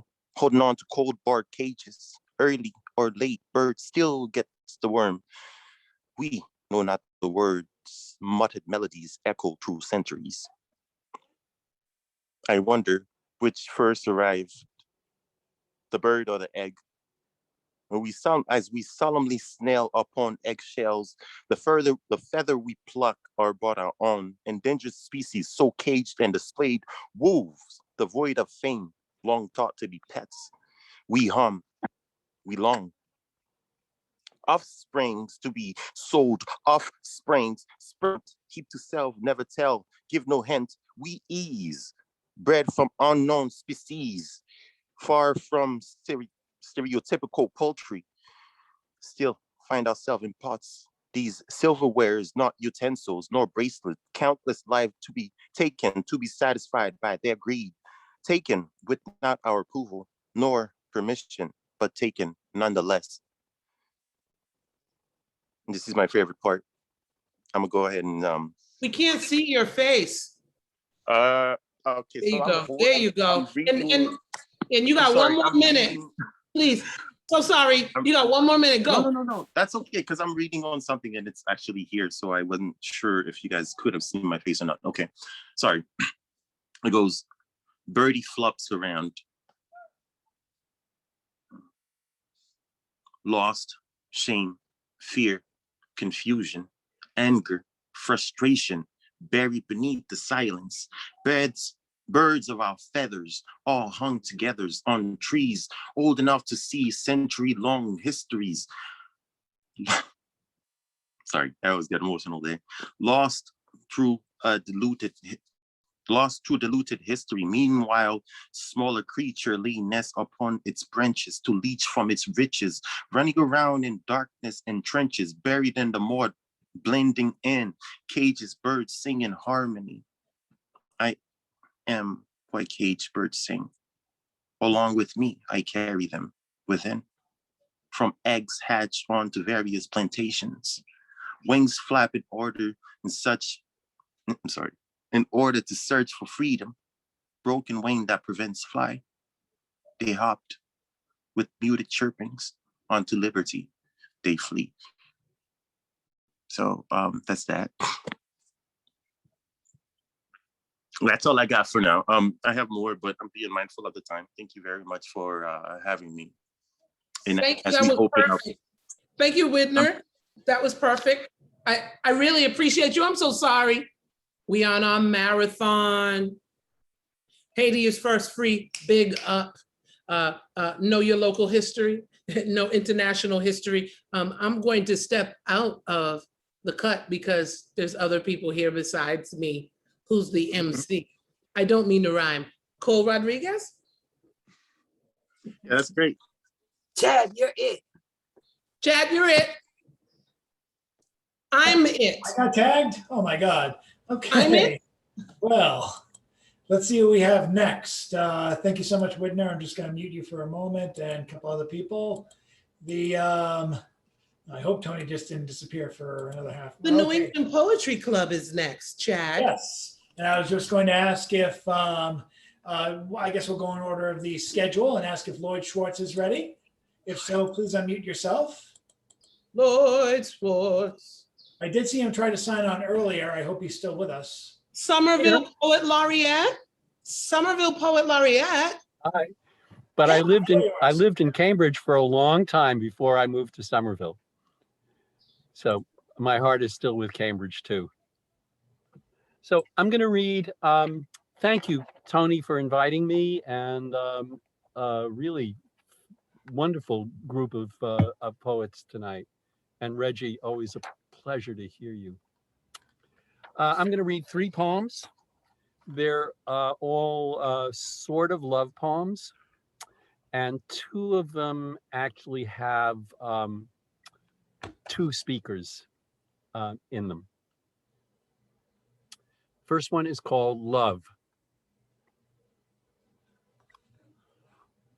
Why live? I never really thought. I never went to church or read books. I worked for a railroad, but work was like sleepwalking. I took drugs and drove around. I married a girl who loved me. Why? I wasn't very good to her most of the time. And she died. I wasn't very pretty or bright. School meant nothing. I couldn't wait till it was over. After graduation, I went to work for my father. I needed to get out. I can remember a fight about a car. I wanted one so badly, and they knew it was so I could be with him. Sometimes I felt grateful. Even if she was a little overweight, I wasn't such a winner myself. We broke up a couple of times. I hit her once when we were stoned. After we got married, I had myself dried out. We got more serious. We were even planning to get married again in church. Things got better after he got off the drugs. Things also didn't change. Friday night, bowling or a hockey game. Saturday, a movie, double date. Sunday, my parents, who were beginning to accept the situation. Nothing happened. Only sometimes it happened more peacefully. What could I do? She was already dead in the ambulance. Never sick a day in her life. Who could believe this? I knew they'd blame me. No one said a word, but I knew. Everyone said it was terrible, but that I was young. I should be patient. I'd get over it. I felt dizzy. We were in the kitchen talking while I was making dinner. I was a terrible cook. I said I was feeling dizzy. It was getting harder to breathe. I remember falling and him leaning over me, saying my name, asking what's the matter. I remember thinking, someone should turn off the stove. I put my flower on her casket like everyone else. Even the priest was upset. She was so young. He asked me to come and see him. Nobody could know what we felt. I don't think I knew myself. All I could think was, I wanted to be with her, inside. Why did you do it? I had to be with you. You were so young. I couldn't wait. You were alive. The world was a coffin. Did it hurt much? I don't remember now.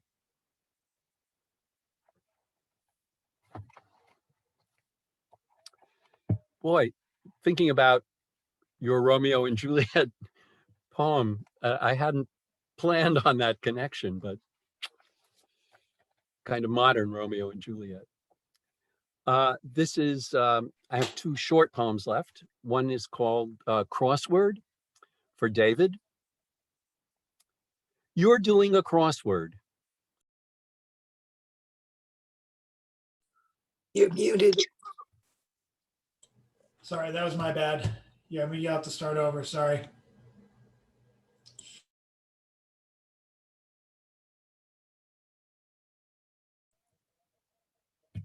Starting with this, not from the first poem. Okay, I'm just a crossword, Lloyd. Yeah, okay, thank you. Crossword. You're doing a crossword. I'm working on a puzzle. Do you love me enough? What's the missing word? Do I love you enough? Where's the missing piece? Yesterday, I was cross with you. You weren't paying enough attention. You were cross with me. I wasn't paying enough attention. Our words crossed. Where are the missing pieces? What are the missing words?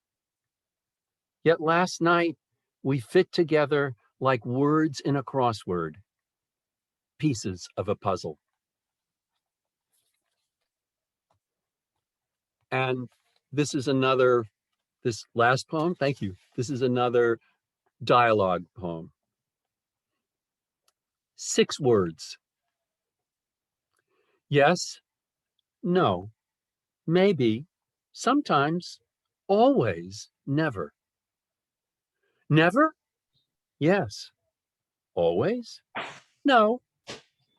Sometimes? Maybe, maybe never sometimes. Yes, no, always, always maybe.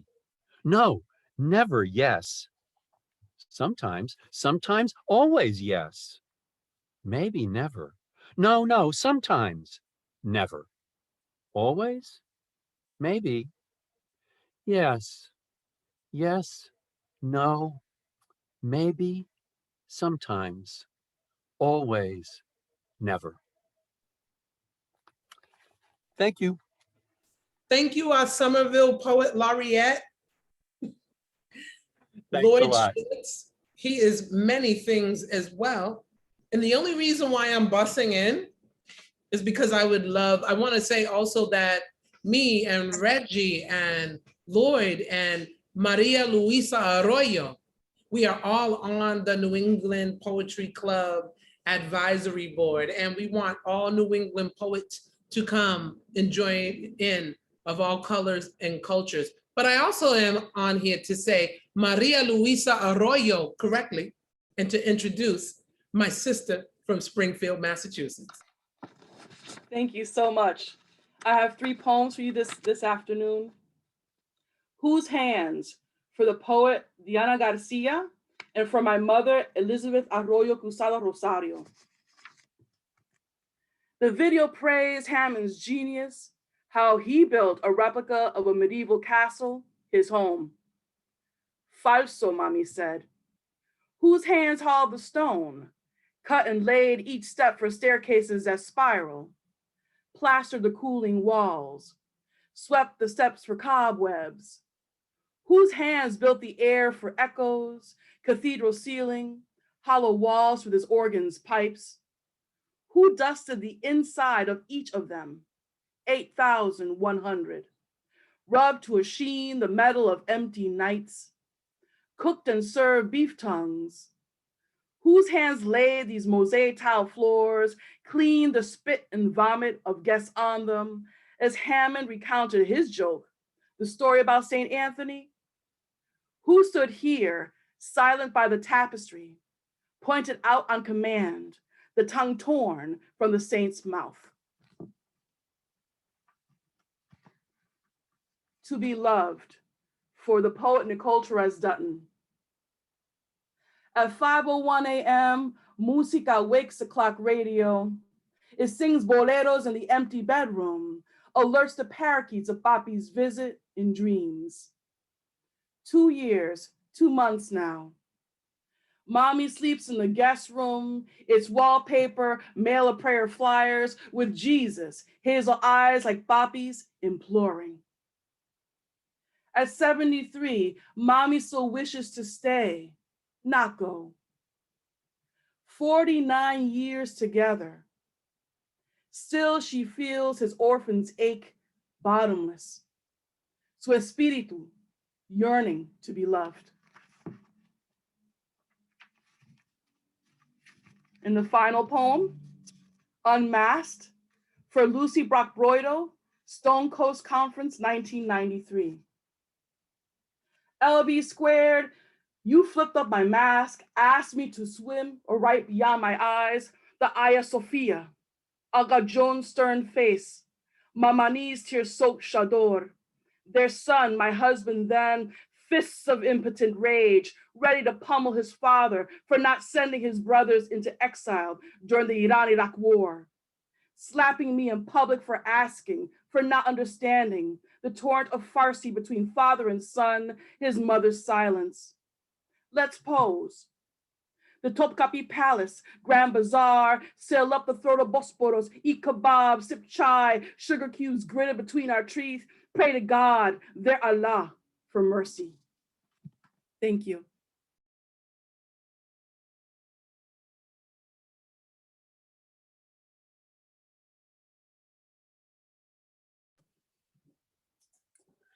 Maria Luisa Arroyo, thank you, thank you.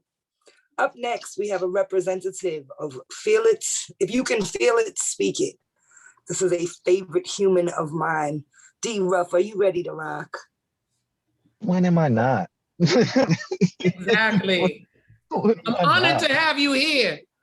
Well, it is an honor to be a part of this mashup. I just looked and was just like, saw the lineup, was like, this is incredible. You just wanted me to be a part of the legendary lineup. Cool. Yeah, no problem. Thank you.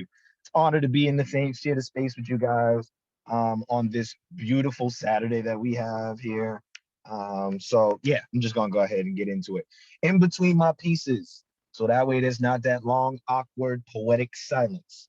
Whenever I say, if you can feel it, I would love for you guys to reply back, you can speak it, and say it that slowly, because one, echoes on Zoom and shit, and two, say it like you mean that shit, because we're artists, so we do. So, and you don't have to unmute yourself, just so you guys know. You can still be, I can see all y'all's faces, but if you want to, jump right on it. If you can feel it, you can speak it. Yeah, love you guys. The audience always sees the finished product, but never the survival or the inner battle. And we don't often know the impact of our presence as Black artists. But as Black art with people, we can calculate how we produce or move, how a certain word formed in a way true, how a perfectly stroked tone on a blank canvas can best capture a heart, can inspire a crowd reaction that feeds our bellies, but it's with caution when our vulnerability is glorified. Our plight, a museum exhibit, our impression ingested by a white gaze, because they see strength in a masterpiece. And then projected dehumanized fantasy. You know, tragedies translated into hymns, an artist who illustrates pain so vibrantly in a range of hues and not be tongue-tied when in reality, we've had to use tongue as weapon or been declared weapon. Spew tear-tearing words like paintballs and often leave a mess when lashing out because we've seen red. When our pleads have been left on red, I mean ignored. So when our art is bled and can't comprehend how our blues are given these bright yellow spotlights, it's because we didn't come here to be idolized, just elegantly wanted to survive, because racism in 2020 is performative activism. Perform as if your act isn't an ism, like Boston placing Black Lives Matter billboards in Fenway the same day a Nelson Mandela Roxbury Love mural is torn down, but they can't see me torn down as a Black man poet. Can't see me dysfunction like Kanye West when Black poet hosting Black host now mentor, so I feel like portrait, positioned uncomfortably perfect on its display. How can I color myself more valuable when it's the polished work they pay for, they think? They don't feel the nights I've let the disc play, create a playlist and play them. list of memories in my mind, questioning why I hurt myself this way, transition through life that way, missing moments along the way, and can't glue together broken nights as they seem to bleed together into my tunnel vision. They don't pay the cover for my missing moments on my tunnel vision, unless the art has projected the suffering vibrantly. Is my death a better finished product? My last breath, the last exhibit that they'll pay to listen to. If you can feel it, oh yeah. You can beat it. You can speak it. So that was the first one. I will, oh, no, I will not. That's the only one I got. So thank you guys for that. Thank you guys. I am excited to see everyone that is on the bill. And thank you for all of the energy and all of the words for everyone that came on beforehand. This is beautiful. And Toni, thank you again for reaching out and having me be a part of this. Thank you, D. Ruff. If you can feel it, you can speak it. You can speak it. Thank you. Oh my gosh, was that Terry Borderline? I think Terry Borderline is here from the Bridgeside crew and Aaron King, but I don't know, I'm confused. Cole Rodriguez, what do you think? Look at him. Terry's ready. Terry, peace, are you coming to represent Bridgeside, Cambridge? Yes. Yeah. Bridgeside. Hey, Bridgeside. Yep, Thank you. Excuse me. Before we continue, can y'all tell if people are greasy on this mic? Thank you. I've been greasy for a few minutes. Thank you very much. I just wanted to say, let's get it together, y'all. Y'all ain't calling me out, but I'm gonna be quiet because Bridgeside, Cambridge is here. Cambridge in the house. Let's get it. Who's going first? I mean, I would love to go first if you don't mind. Terry Borderline is next. Yeah. Once again, thank you so much, Toni, for inviting me. Shout out to Chad, Cole, Tracy, Reggie, Widner, D Ruff, man, yo, the lineup here is crazy today. And of course, shout out to Aaron King and Jill, Bridgeside in the building. I got the utmost love for y'all. It's great to be inside this space because we don't have too many spaces like this anymore, and it's coming back again because it's warm out and we got these virtual shows. So yeah, bless you and thank you. So yeah, this first one is about love, kind of. If it's all a lie, would you still love me if I left my 9 to 5? Would you still love me? The Anunnaki arrived. Would you still love me? Fly by in ships disguised. Would you still love me if it's all a lie? Would you still love me if I left my 9 to 5? Would you still love me? Anunnaki arrived. Would you still love me? And our souls combined. Would you still love me? Third born, first try, crack my third eye, earth kai, live many lives like it's my first time. Birds chime, spread wings, fly on the first try, moon try, Mercury, virtually, I'm a good guy. Ouroboros, Ubuntu, summoners, early Danto, memory is so thorough, I remember tomorrow, perils where pharaohs burrowed, civilization borrowed, arrows heralding tarot, the hierophants go to peril, infant born to invent every event in the instant, make an imprint where the imprint off an ink pen from a distance, manifest per capita, Jupiter time traveler, light them up like Latimer, open gates like Panama, channel 9 when the prana calm, might break a palm with my open palm, God charm when I open Psalms, arms bomb like it's Vietnam, baby still don't be alarmed. This ain't even my final form, old soul I'm showing adorn, hieroglyphs in cuneiform. So if it's all a lie, would you still love me if I left my 9 to 5? Would you still love me? The Anunnaki arrived. Would you still love me by buying ships disguised? Would you still love me if it's all a lie? Would you still love me if I left my 9 to 5? Would you still love me? The Anunnaki arrived. Would you still love me? And our souls combined. Would you still love me? Yeah, so that's one. And this next one is a song off of my album Ways of the World. Feel free to check it out. You could just Google Terry Borderline and all that. It's called Change. Can you change? Can you change? People change. Money change. Can you change? Can you change? People change. Times have changed. It's work. Stressing is change. It's overwork. Clocking us for hours and hours, it's overwork. Their power, overwork. They'll powder and call it work. And powers and go berserk, and the cowards would go berserk. Change would be overt. The murderers wouldn't stab, and the stab man would leave his work, and the murder rate would just flatten, and matters would leave the earth. Government would be absent, revenge would go to the nerds. Everyone wants the answer would change the world. It's change. Racists just couldn't hate. Rapists just couldn't rape. Thieves couldn't just thieve all the evil it wouldn't take. Lies couldn't just lie, and we had to break up the pie. We had since 4th of July and the fireworks in the sky. They used to raise me like pride. No need to change my disguise. It's change. It's change. So can you change? Can you change? People change. Money change. Can you change? Can you change? I have changed. Time has changed. Freedom. Preachers don't preach, women should teach them about freedom. Ghettos reduce them, Lucifer leech off the freedom, not from Edom, don't eat them. My entire history, freedom. Leave the matrix, kill agents, simulation, created freedom. Devastation of 7 nations, make reservations, freedom. Miscegenation, miseducation, every state want freedom. Enlightenment, that's freedom. Environment that I invent with my intent and my assent. My event, it's science and it's freedom. Free from the isms, the systems, and politicians. Free from the prisons, the isms, free all the children. Free Aboriginal, indigenous, and percentages, sentences they censored us, sent sentences for freedom. Preachers don't preach, women should teach them about freedom. Nothing is free, will ever be till we see freedom, till we see freedom, till we see freedom, till we see change and we see freedom. Thank you guys so much. There we go.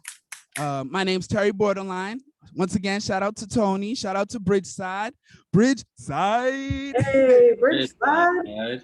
And I see Jill's getting ready to go do her thing. Shout out to Jill. I love y'all. Peace, bliss, and manifest. Bridgeside. We have what up, Lizzle? We have Jill next. I met Jill. Yes, we met at Starlight. Thank you so much, Toni B. And we said that we would be doing this again. So yes. I'm going to be quiet now. Yes, Jill. Awesome. Well, thank you so much for having me. And hello, everyone. I see a few familiar faces. I'm Jill. My stage name is Just Jill. And I'm going to do a couple pieces. I'm going to do a small one and like a semi-long one, but I'll speed it up because we got a couple people in here. So my Bridgeside people, they've heard of this one before, but this one is called Best Life, and this is one of my favorite ones.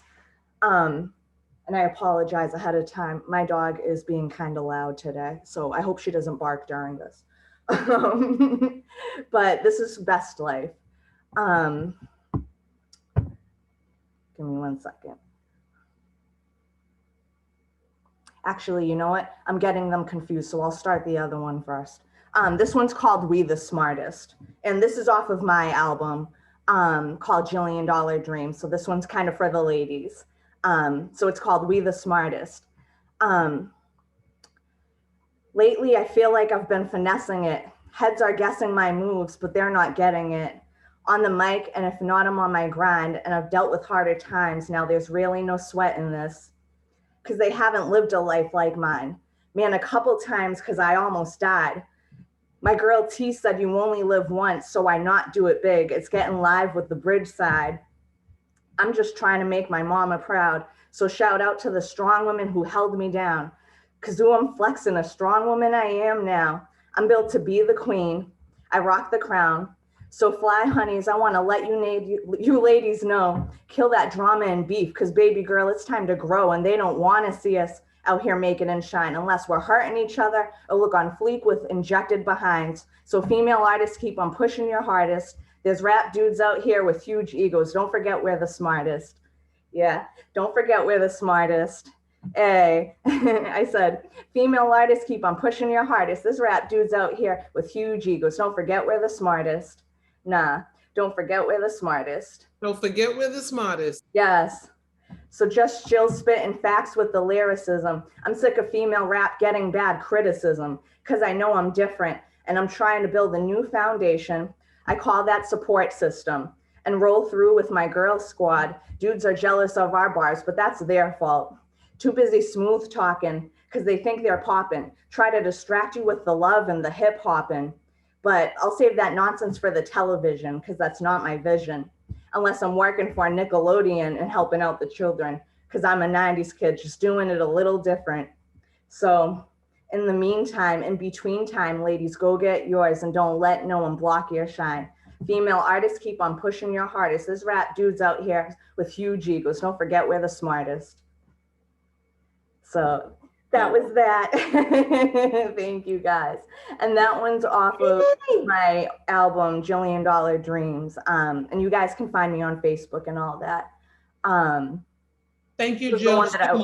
This was the one that I was going to do that I like forgot the first line for a second. So sorry about that. But this one is called Best Life. Seems like every day I've been counting my blessings because I'm stressing. Plus the world don't give a fuck, it's depressing. So I try to live my best life. I know God is testing. Just Jill be in the booth. Now I call that a confession. And he told me the best things in life are free, such as pleasant moments like these. Then at the same time, cash rules everything around me. I want an environment surrounded by money trees and then build a future, but not expensive things, because the vision, it never changed. They said that the sky is the limit. The sky's the limit, but they're refusing to make the climate change. And now it's all up on my mind. That's environmental. Yes, I call that my environmental because it's always on my mind. So in the meantime, I'm gonna vibe when I'm with the bridge side. And that's all. And that was Best Life. Bridge side flavor. Yes. Yes. Free Borderline and Jill, thank you so much. Thank you guys so much. Thank you for Bridge listening. side. And I think I'm gonna pass it off to Lizzle 4. We be yes, right, it's Lizzle 4. Cambridge in the house. Lizzle 4, take the mic. There we go. There we go. How's everybody doing today? There we go. I'm seeing some thumbs up. I need to hear some voices. I need to feel a little bit of energy. You can unmute real quick. How's everybody doing? We're good. Yes. Here we go. So my name is Elon, better known as Lizzle 4. I'm a teacher in the community. I am the assistant coach at MIT. I'm a professional recording artist, and I'm the CEO of Black Matters. And today I will be doing some poetry with you guys. Just want to shout out Toni B, for the opportunity for really, putting us in position to just shine. Toni B, thank you for everything you've done for the community, not only during the pandemic, but what you've done for the community over the years. Real talk, even just being in poetry and stuff like that, I saw you kill stages so many times, all over the city. And you're definitely an inspiration to a lot of us. So, super thank you just for being there for us, you know what I mean? But with that being said, I got a couple pieces today. I'm just gonna get right to it and let's just get it going. So the first one's called My G, all right? I said, my G, what's good with you? It's your big brother Lizzle, let me help the issues. Last thing we wanna see is your mama tissue. While you're watching from above, cause we all miss you. All the tears in the morning flooded with the emotion, cause that once happy home got cracked up and now it's broken, cause we out there with the guns and the drugs. In reality, we hated it and really wanted love. You see, I always heard stay in school. Well, here's a living example what school does for you. God got a plan, got one for you too. You stay on it, be persistent, best believe he'll bless you. Just like you, so understanding all the thoughts. No fast cash in school, so we might as well stop. You gotta see the light, although the current tunnel's dark, but we rather use a pipe. And now the cop is in our car with the guns gleaming, cops screaming, throw your hands up. part of the game that catches every man up. We're either 6 feet deep or getting chained up. They call me Pedro the way I throw the change up. Yeah, the strongest tool is your mind. Cooling and feeling good, that's all right, but the benefits we're throwing up in brain being fried and we're wasting our money and a bunch of our time. I had to holler at y'all. Tony B, company, I appreciate y'all. Make some noise for yourselves, please.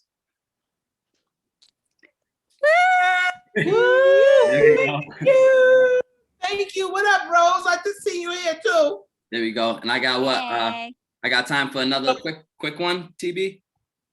Not really. What you say, Jade? What you say, Jade? It's Jade's time.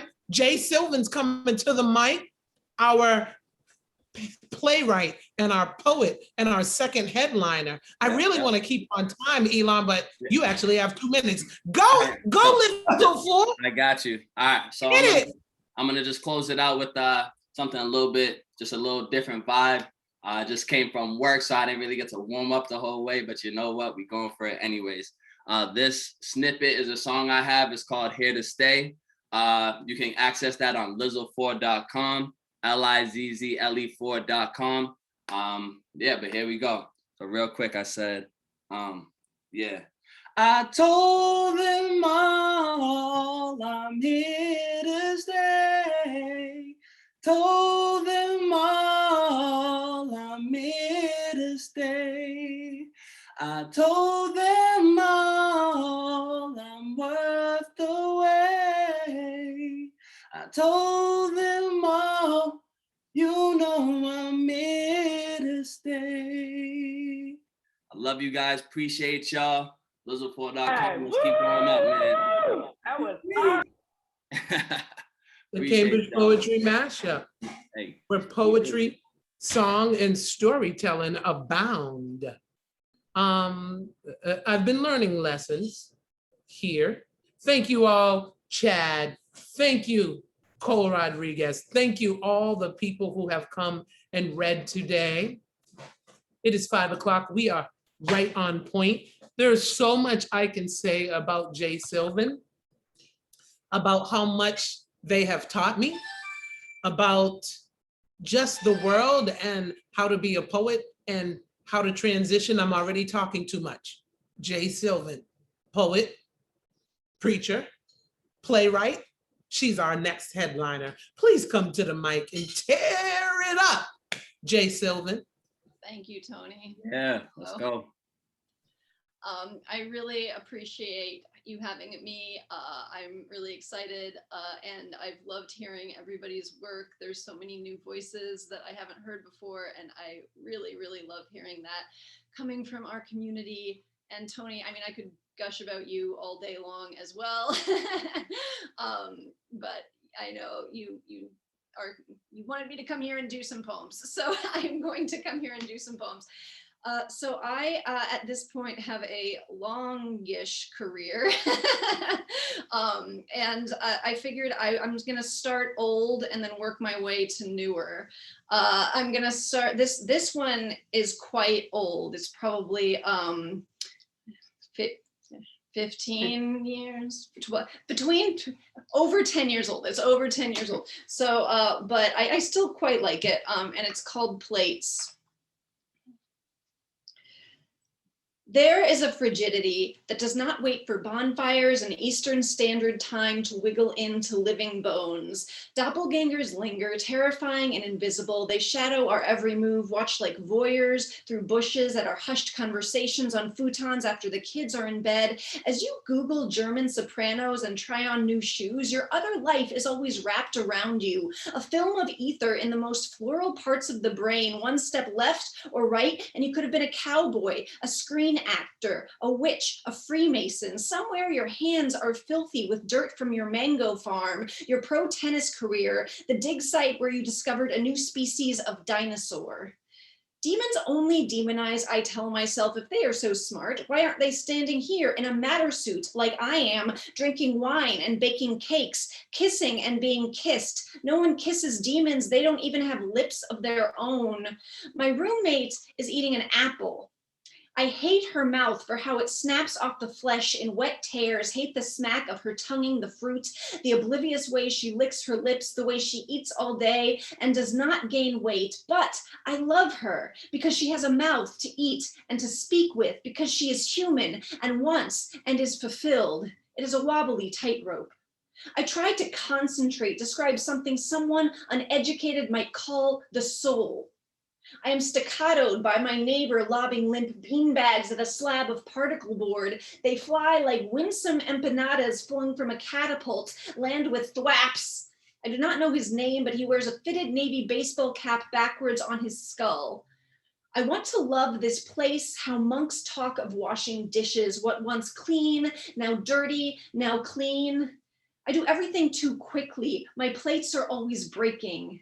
I want to love the plates, want to wipe the flotsam slurry from their faces hard with glaze, chanting Om Mani Padme Hum, want to clean them, dirty them, clean them again. I make up my own Lord's Prayer every night before scraping off my monkey fur with razor blades and heading out to the bar. I found the body of God in day-old bread the bakery leaves out on the curb for the bums. I never felt so hungry. I want to go on vacation with my body and leave my mind at home to bury themselves in algorithms and I-ams. I would seek out sensation anywhere I could. Open my legs to the mayor of Alston City and his denizens of beer bottle stab wounds, to the priests in Galway who lingered too long, dropping God's body on my pink flower tongue, to the teenagers by the bridge at the canal, Dr. Pepper bottles brimming with SoCo, to the old folks in their eponymous homes, to the sad aging swingers swapping bruised husband for bruised wife. The inside of me is filled with broken plates. Have your way with me. Compared to you all, I am 6 times a virgin. Let's get right down to it. You cannot love in a straight line without breaking. There is no way back home. I am not a singer, a poet, or an especially good friend. I prefer to be naked. All words are just clothes and they itch like thrift store synthetics. Let me lie here in the dirt and let the sky cover me like heat, like milk. Paint me if you like, I will not notice. Bring your mouth to the crux of my thighs and drink the blood, which is the origin of all life, as I dream of sky burials, of the monks that hold the cubed human flesh out to the birds who clean the bones, delicate as fine plates. Those birds were dinosaurs once. Those monks were monkeys, and all of us used to be stars. Let us dine together. I have set the table. There is a place for everyone. That's one. Thank you. So that was one. That was a very old one. This one, thank you, Toni. This one is a shorter one and it's newer. It's maybe about 5 years old. And it's called Ichthyosaurus, and it was published in a book called The Dead Animal Handbook, which was edited by the wonderful Cam Awkward Rich and Sam Sachs several years ago. It's a great book if you can get it. This is Ichthyosaurus. When my great-grandfather was lying in his casket, the priest compared his body to an old suitcase, one left behind with superfluous possessions as his soul flew away to its private, important eternity. On NPR, scientists convene, conspiring plans for interstellar travel, since our planet's pretty much cooked and is obviously developing fevers to shake us off. In the Natural History Museum in New York, all of a sudden, they're really big on evolution. Taxidermied seagulls hang above, soar, us below, souls to marble, eye level with terrible lizard remains. On the big wall, the family tree reminds us that birds are alive today. The avian branch transcending T-Rex, its arrow ascending to promise of tomorrow after tomorrow after tomorrow, to who knows, forever. But once dinosaurs were here. They had heavy bodies, bones that turned to stone when they flew away. So I didn't really mean to just bring a bunch of dinosaur poems, but that's apparently what we're doing. Although this next piece is long. This is not exactly a poem. This is probably going to be the last thing I do. And I have a special guest here with, thank you, Maria Luisa Arroyo. Thank you very much for your compliment. This is my wife, Sue Buzzard, who is a violinist, as you can see. And she is going to help me read this little experimental. I'm hoping you will be kind. It seems like a kind audience. So this is a brand new piece. It is, again, it is a longer piece, not exactly a poem, more of a lyric essay. And it's called A Parable of Potential Life. Whenever you're ready.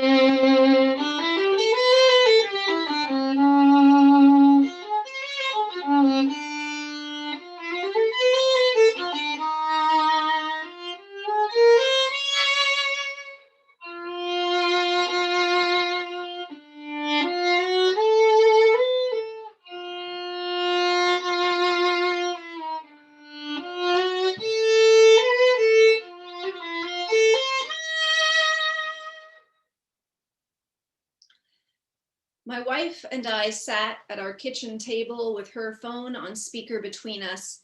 The doctor's office hold recording told us again to wash our hands and to report if we had a fever or cough. I stared at the dozen roses that my wife had bought me on our last frantic grocery trip. In the pastel morning light of our kitchen, heavy with fear, she saw me and locked in on them. When I felt her gaze and looked at her, she smiled. It was 9 a.m. on Monday, March 16th, 2020, 3 days into our self-isolation, and we were waiting to talk to our fertility doctor about our plan.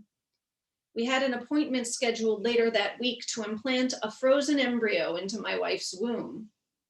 The doctor had given us a fuzzy picture of the embryo, a grainy black and white blow up of a near microscopic clump of multiplying cells with a surprisingly metal name, a blastocyst.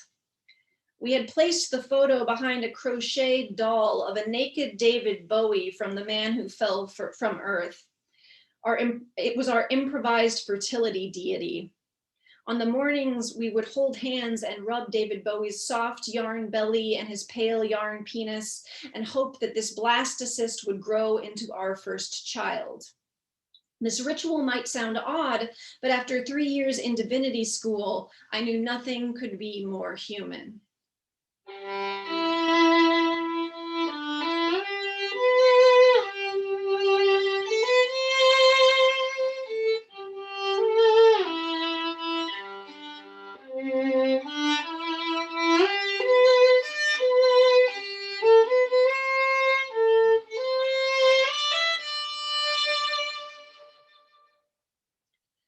The phone clicked and I heard the voice of our doctor. It was the same soft and steady voice that had reassured me through the in vitro fertilization process for nearly a year. The ordeal required me to inject myself daily with colossal doses of hormones so my eggs could be harvested. This was the stuff of nightmares for me, as I can barely handle the customary amount of estrogen my ovaries accost me with every month. These elevated levels, combined with near daily clinical ultrasounds and vaginal probing, sent me into, and I feel that this is the one appropriate use of this word, hysterics. For weeks, I had to budget at least an hour or two per day dedicated to sobbing on my bed. The doctor's office assured me that this meant the drugs were working. I still haven't given my wife a trophy for seeing me through this time. I acknowledge that this is a failure on my part. That morning, the doctor's voice was soft and steady as always. "I'm calling about your frozen embryo transfer," she said. "Unfortunately, we're going to have to cancel this cycle. We're going to be closing down for the rest of the month because of COVID-19. It was early enough in the shock of the pandemic in the US that I felt surprised. Part of me had expected it. Still, some part of me had hoped, as many of us did then, that we could evade the most disruptive wave of the virus. that we were the American exception, and somehow our lives would continue to move forward as planned. When we looked at each other, I saw my wife realize I wouldn't be able to speak without my voice breaking. She took the lead and asked the doctor when we could reschedule. The doctor wasn't sure. She suggested we call back in April, but then said she doubted they would be open then either. It could be months, it could be longer. We thanked her, we hung up. Then we were alone at the kitchen table.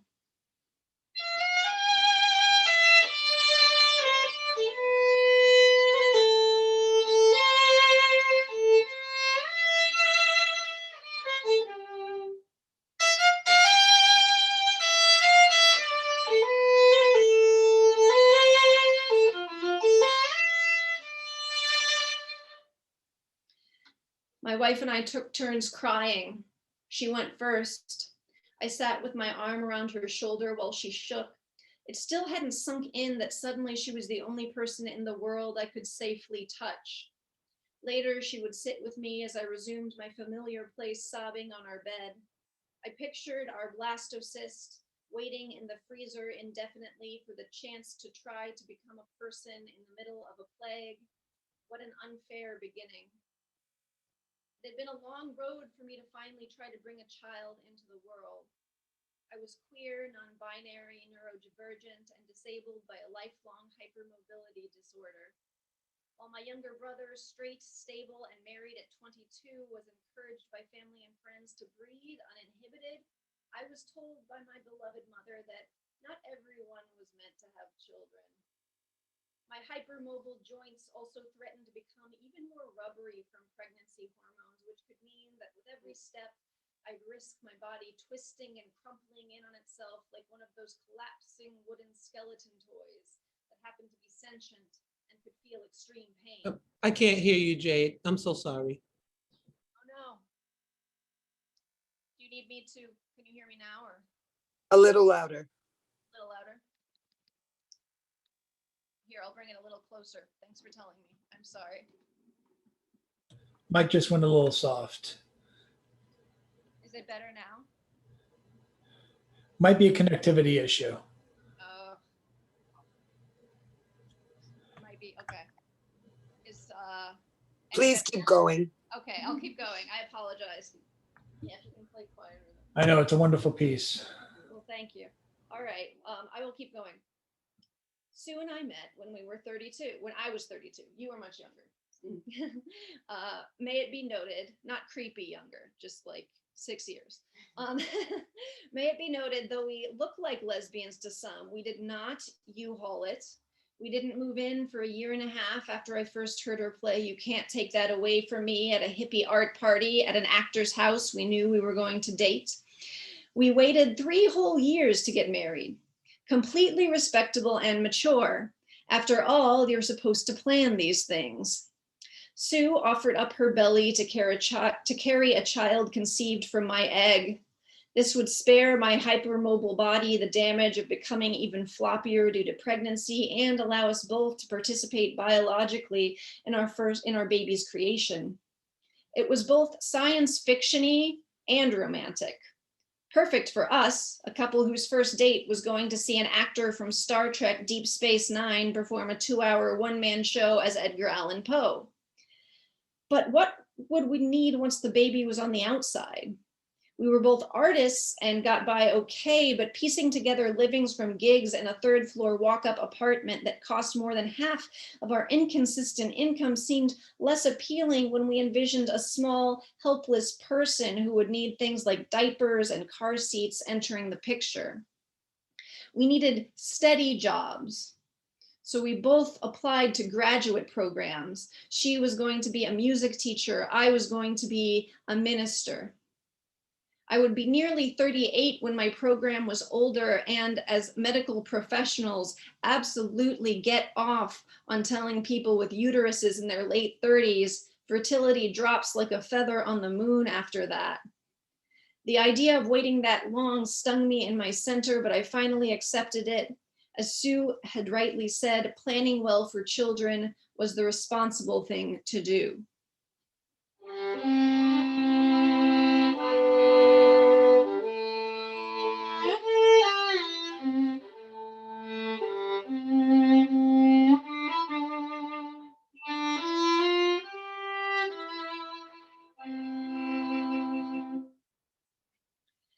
We finally began the IVF process in summer of 2019 when I had 1 year left of my program.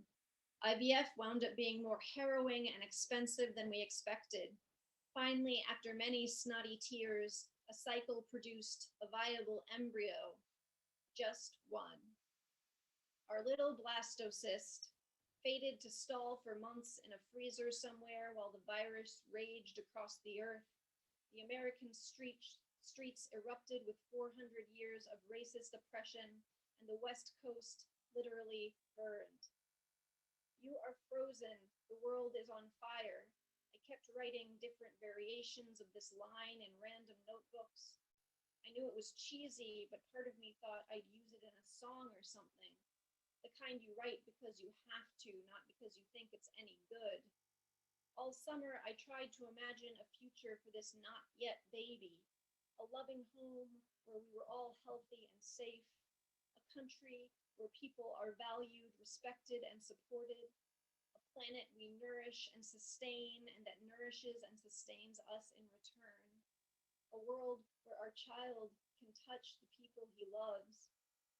It loves. I kept reminding myself to call it it and not him.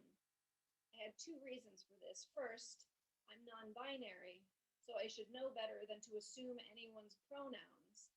However, I'm also becoming more and more aware that my brain has always wanted to make all manner of assumptions.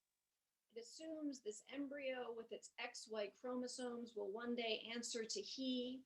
It assumes he will inherit my loud laugh, my wife's squinty smile, my knobby witch nose. It assumes he will one day wobble first steps on chubby legs as my wife and I squeal encouragement, and later, as a teenager, he will absolutely despise the air his parents breathe for a minimum of 1 year.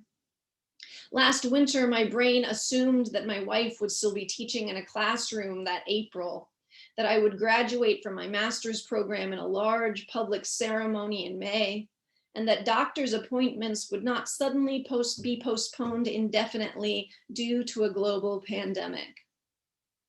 The second reason I made sure to call it was because I didn't want to humanize it too much. We only had one viable embryo. I knew it might not take when we eventually tried to implant it. If it didn't take, finances, and depending on how long we'd have to wait, my age would make it much more challenging for us to try again. We named him already.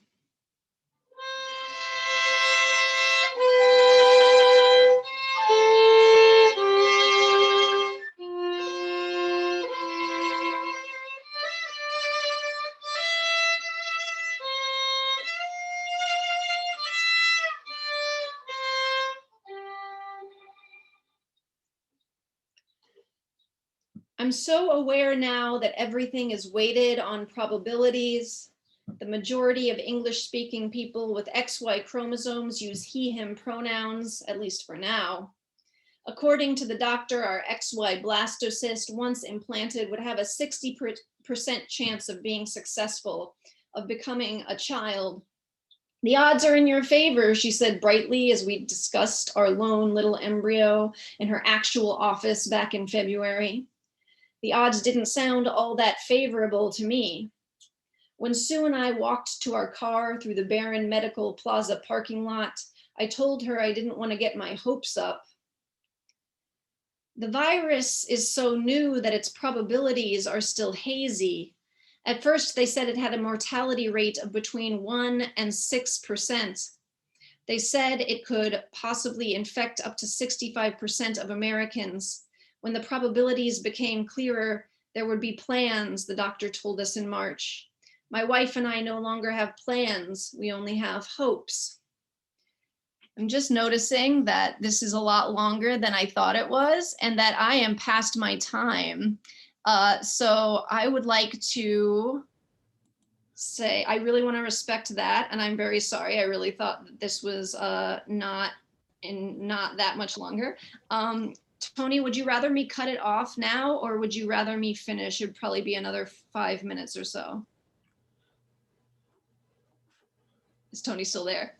Sorry. I think Toni had to take a bio break. Oh, no worries. Okay. I'm gonna ask you to finish the piece. Thank you, Cole. I really apologize. I'm sorry. Thank you. So, spoil. There's a well, no, there's not. No spoilers. Okay. We called the doctor in April. She told us to call back in May. We waited for clarity while isolating at home. We made our bed. We made coffee. We worked in separate rooms. We came back together. We took turns walking the dog, wearing masks. We cooked dinner. We cleaned up. We watched comforting shows and read to each other. We tried not to blame one another for not foreseeing this. We said no one could have. We remembered frequently to be grateful for what we have.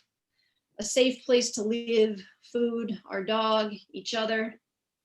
In July, the fertility office started to reopen. Though the virus showed no signs of waning in the United States, we continued to wait. But by the time New England leaves began to yellow in the autumn chill, it was clear that if we waited for the pandemic to be over to give our embryo a chance to become human, we could go on waiting for years. One morning in October, we rubbed David Bowie's yarn belly before driving back to that drab medical plaza. Walking through the parking lot was like revisiting, walking through the parking lot was like revisiting a place I remembered from an alternate universe, one where no one wore face masks and touching people outside of your immediate family was common. In this universe, however, I was sent back to the car. Partners weren't allowed to accompany patients to appointments for safety. I sat curled in the front seat, worrying and praying, while Sue was somewhere inside the massive beige building, watching an ultrasound screen as our thawed embryo was guided at last into her uterus. She came bouncing back out to the car and stopped at the door. "Honey," she said when she saw me, "you've been crying." Once again, I couldn't speak, but I didn't need to. We kissed and held each other for a long 3 minutes. Then we drove home to wait 10 days to see if the embryo would attach. Fortunately, we were experts at waiting by then.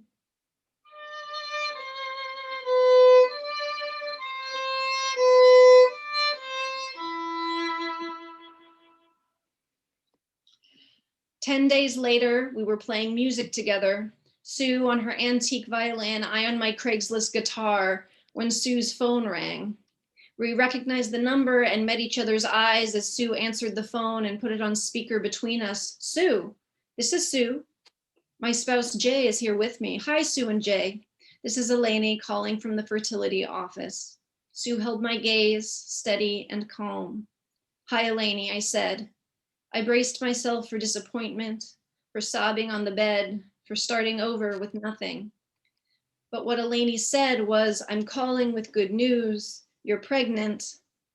I started making an awkward cry-laugh noise.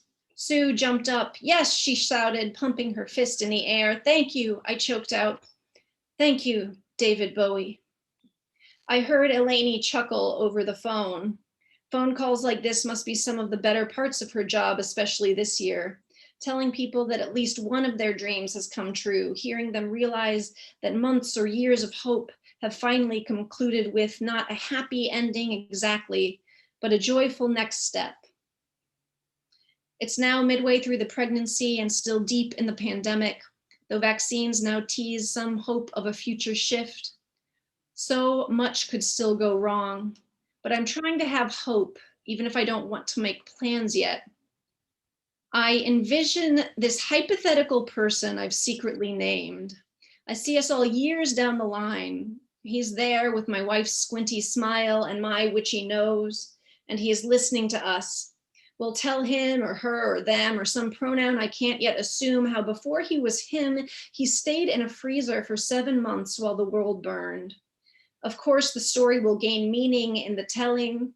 We'll say how the streets were aflame with justice, setting the old world ablaze with its oppression and pollution and capitalist gods.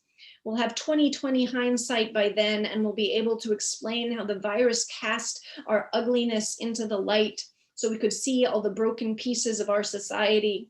We could see the tiniest cracks and the people who had fallen through. And finally, we could lift them out. It had to burn, we'd tell him, so we could build something new, a new world that he deserves, that deserves him. As he gets older, he may be embarrassed or proud, maybe even angry that I used his beginnings as a metaphor. I will argue with him when he's old enough for this type of argument and say that it wasn't him I was writing about during those frightening and lonely months in 2020. It wasn't even him yet. It was a clump of cells with some familiar DNA. Under more usual circumstances, I will say I never would have done this. He won't get it. He won't know what it was like because he will grow up in a loving home where we are all healthy and safe, in a country where all people are valued, respected, and supported, on a planet we nourish and sustain and that nourishes and sustains us in return. In a world where people can touch the people they love with abandon. But I will try to explain. I will try to explain that in 2020, death was all around us and we couldn't even touch each other. We didn't know when or how it would end. We needed some glow to keep moving toward. We needed what he was then, what it is now, a hope.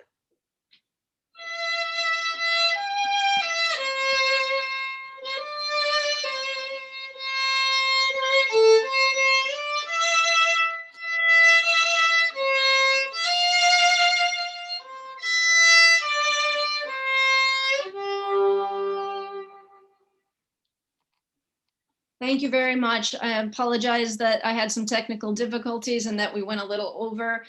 Spoiler, he's still growing in there. So, thank you very much for having me.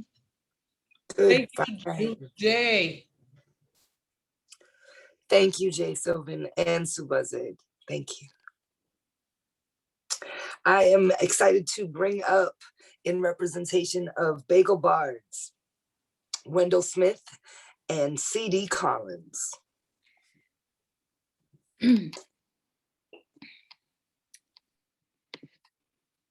not going to tell you how I got my scars right now, because if I do, I'll have an episode in the middle of the night and you won't be there.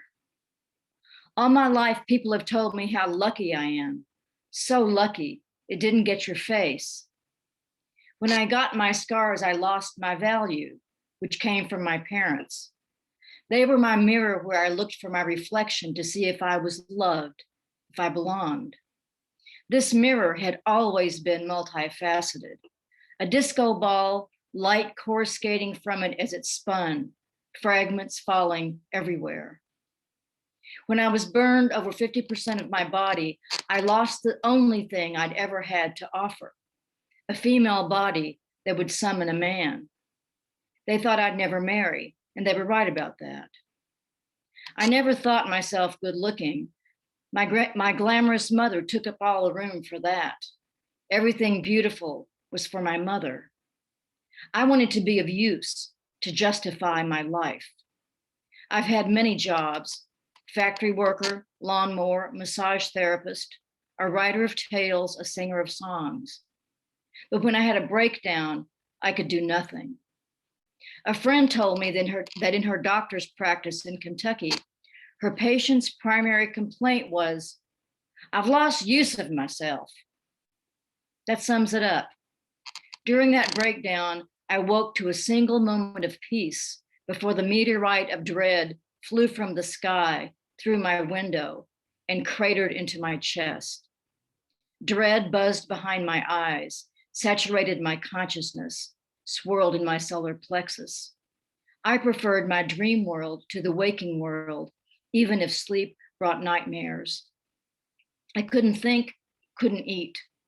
I walked to a friend's house and swept snow from her car, to another friend's house to fold her laundry. I put books in alphabetical order at the library, anything.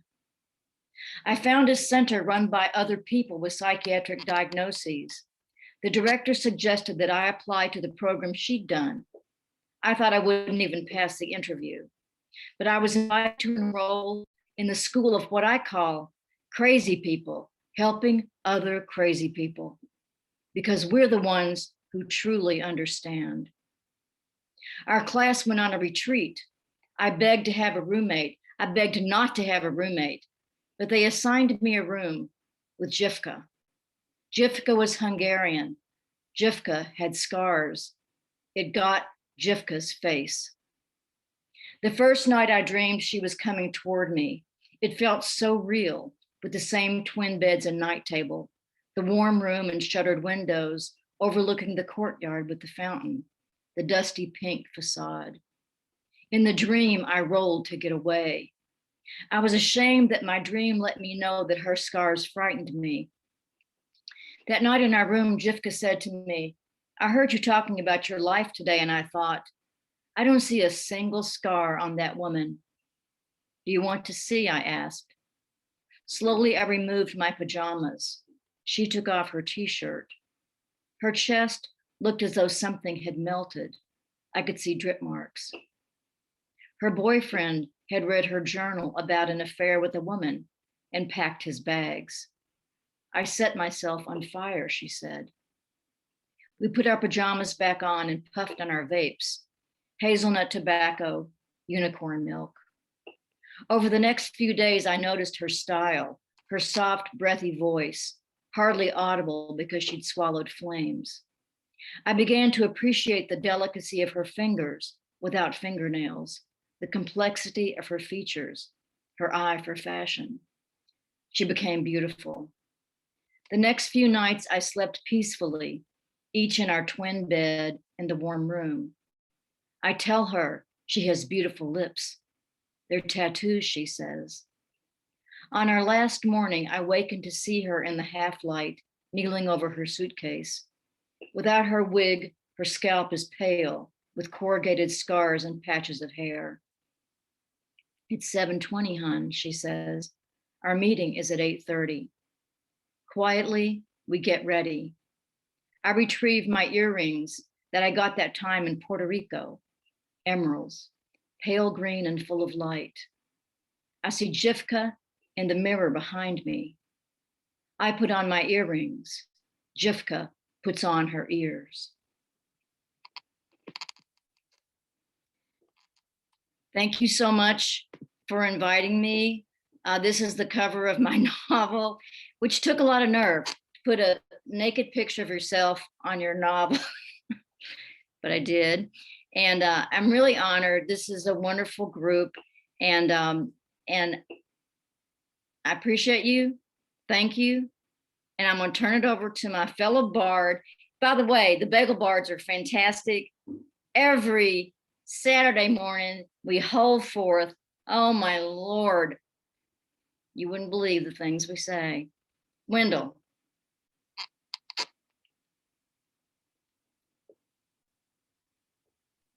Thank you, CD. That was terrific. We're immigrants from the middle of the country. CD's from Kentucky. I'm from Oklahoma and Kansas. I like to say that I spent my salad days as dandruff in the long hair of Harvard Square. This first one's entitled Topeka. The only thing you need to know about it is that the cozy rooms were a brothel that everyone in my high school, every male, I think, or many males in my high school bragged about going to at 409 and a half South Kansas. And when I swept streets, I discovered that in fact it's addressed, they had it in the wrong block and on the wrong side of the street. So so much for the accuracy of high school senior bragging. Any case, Topeka. I saw it happen at 7 a.m. I flushed streets from 10th and Kansas across the river and I saw it. I saw it in the time before the Avenue Bridge collapsed into the Kaw, or urban renewal had dusted off the bricks on 4th Street. In that time when the Norva Hotel had the world's worst mattress fires, the whores were that hot, and the cozy rooms were still a legend at 409 and a half South Kansas. And I saw it happen. A lone cumulus, bellowing the sun, came running in on legs of rain, and down the morning street.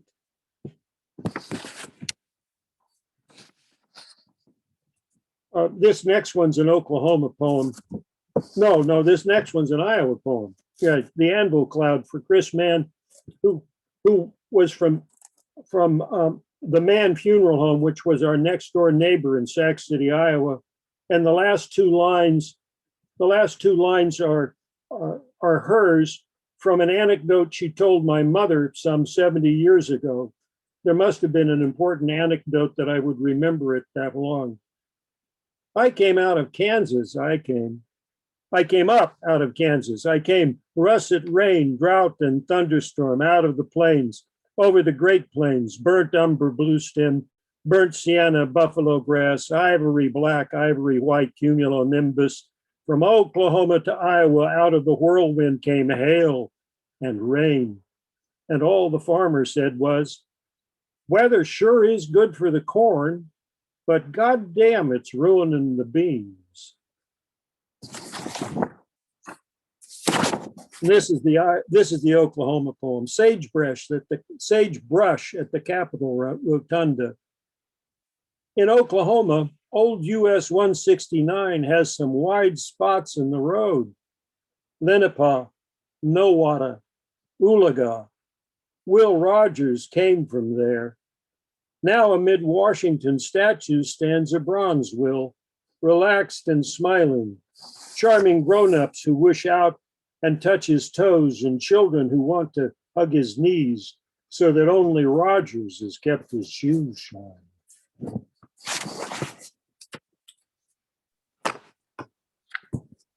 Good vibes, good vibes.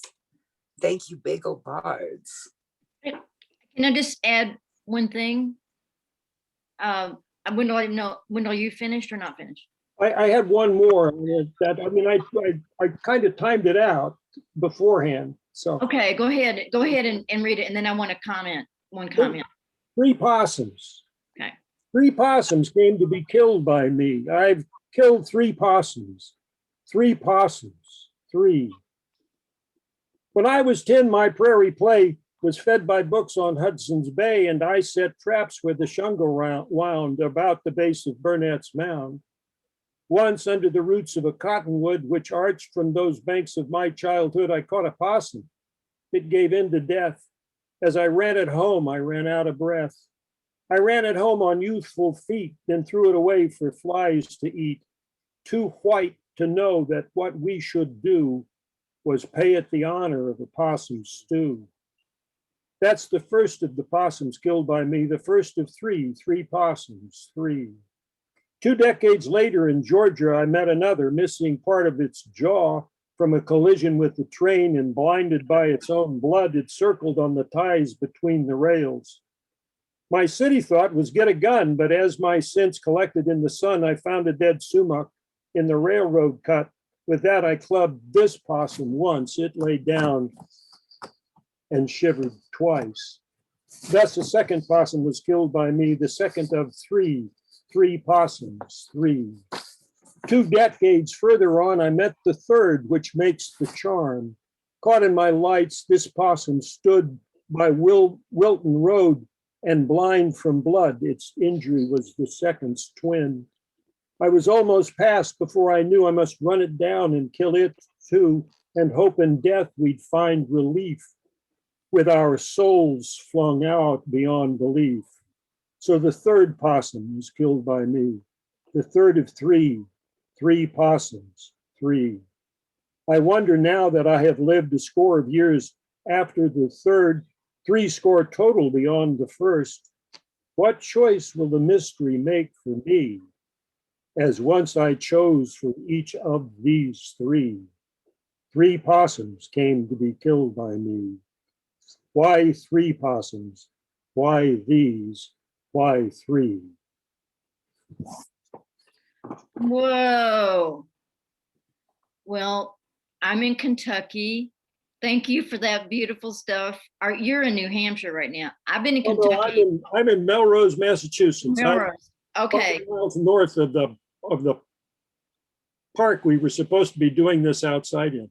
Okay. Well, I'm so glad that that I get to join you all. I am in Kentucky, where I love possums so much because they protect us by eating ticks. And they eat ticks, and bats eat 100 mosquitoes an hour. So I'm here. May they all have gone to a collective possum consciousness and return to us. I'm doing cat rescue here. Kentucky is number 50 in animal welfare, last, and cats are far below dogs. So I've been doing cat rescue on the Underground Kitten Railroad to posh addresses in Cambridge. And yes, get the cats out of Gilead. So that's been my project, and it's a labor of love. Thank you all. Thank you, CD, and thank you, Wendell. I didn't even know that there was like an underground railroad for cats. Yeah. That's deep. Well, they are severely maligned, misunderstood. They're blamed when they get pregnant, as though they're little hussies. You know, some ignorant people. You know. Gotcha. All right, I'm excited, folks, to tell you about Jordan King coming up next. Jordan, are you ready to share with us? Yeah, let's go.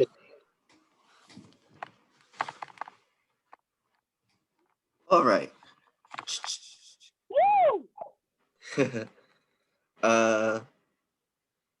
So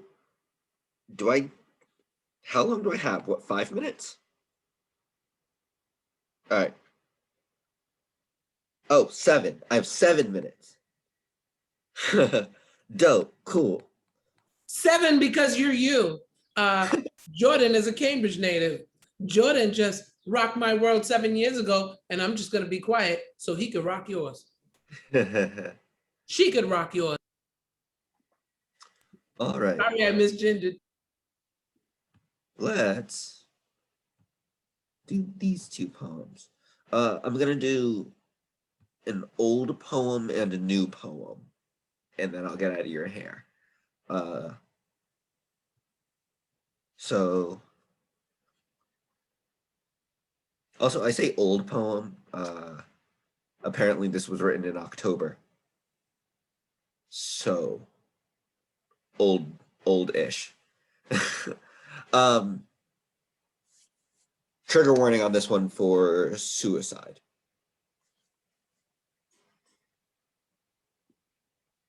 The graffiti that is scrawled on the side of the bridge says, "The world is better with you in it." And I wonder, is this God talking to me, or just some kind-hearted stranger who believes in the intrinsic value of human life? Either way, as I stare down a 10-story drop, I feel safer here, with my feet dangling over the side, than I have at any other point in all of 2020. I wonder how many people this message didn't reach. In a different life, I probably stood in this exact spot, staring into the maw of oblivion, and saw a way out. Saw darkness and comfort and peace from the harsh lights of reality. Don't you know that not all nightmares are erased by the daylight? Sometimes you don't want to see the forest through the trees. Sometimes you just want to be out of the woods, and this is as good a shortcut as you've ever been able to find. And in a world that is better with you in it, sometimes better just isn't good enough. And for some of us, these wanderers who got too lost, this is the surest, the safest way out when life becomes labyrinth, trap, metamorphosis around us. But the world is better with you in it. In this life, I sit on the bridge, my legs swinging as I peer over the side, and I wonder how many people this message has saved. How many people are like me, needed to hear the encouragement of a stranger or God today and yesterday and in all of the months and years since this was first written here. I wonder if they saw those words and remembered how to endure for another day or a week or however long it takes to learn how to truly live again. I wonder if these words taught someone how to live again. The world is better with you in it. The words whisper themselves a mantra to me as I stare down this 10-story drop into the abyss. and I wonder if it's the work of God or some kind-hearted stranger who weaves this magic in my bones, who pulls me to my feet and walks me purposefully away from an early ending and into the light of another day. How miraculous it is to save the life of someone you have never met with your words alone. The world is so much better with you in it.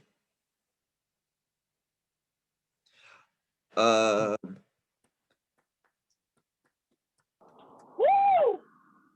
Woo! Thank you for that. Thank you. Oh! Sorry, continue. We'll be quiet. And then I wrote this one 2 days ago for April 30 and 30. You know, National Poetry Month is real, and even though I'm very, very behind on it, I'm still going to attempt my 30 poems in 30 days. So we'll see how that works. But this was my day 4 poem.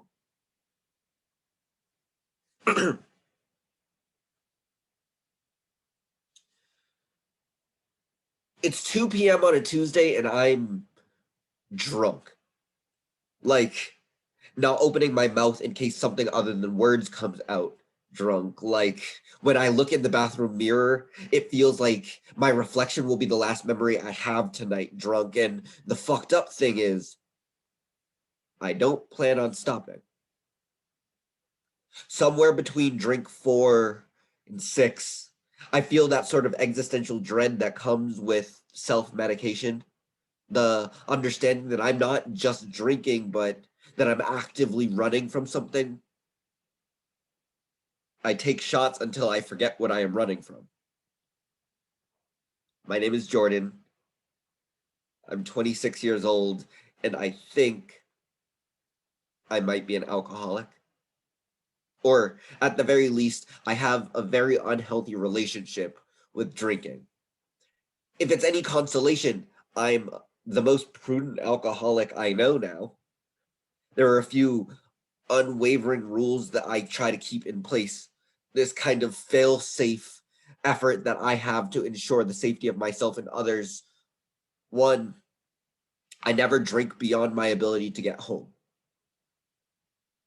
2, I never dip into the money that is meant to go towards my rent. And 3, if I'm seeing someone, I discuss all consent options with them before my very first drink. Now, I didn't start drinking particularly young. I had my first touch of alcohol at 21 when I quickly fell into a whirlwind affair with tequila that lasted for about a year and a half. It ended when the tequila robbed me of my clothes one night, and perhaps more pressingly, of my ability to say yes to someone who plied me with a lot more to drink than I had planned on, but I was young and broke and naive, and free alcohol always tastes better. My parents always preached to me that nothing is ever free. It's a pity I never listened to them. After that, I mellowed out some. I settled for wine. Started out innocently enough, a glass of Merlot with my dinner. A Cabernet that I nursed over a weekend to congratulate myself on the end of yet another rough week. Whites went out with friends, and reds went home alone, and never more than 2 glasses in either case. These were my rules. And for a time, everything was okay, until it wasn't. Until a rough week turned into a 3-month spiraling depression, and one 750 milliliter bottle gently sipped over a weekend simply wasn't cutting it anymore, so I upgraded. Because why not? Right?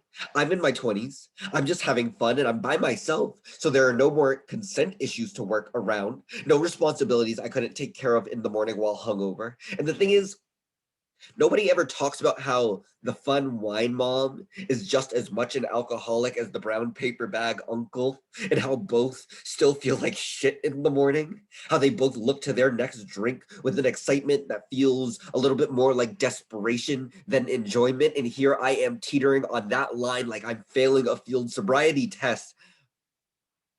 The problem is I don't drink to get drunk. or to socialize, or even because I like alcohol when I drink, I find I am running from life. From the painful monotony of a struggle I desperately wish I didn't have to participate in, I drink to forget that homelessness is always one small mismanagement of my finances away.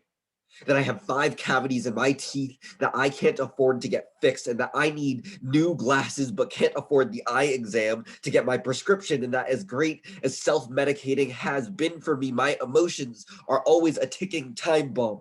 That a manic episode can very quickly flip towards a deep depression, and what's the point of caring about my health or my liver or my alcoholism when I just want to die anyway? There's no happy ending to this poem.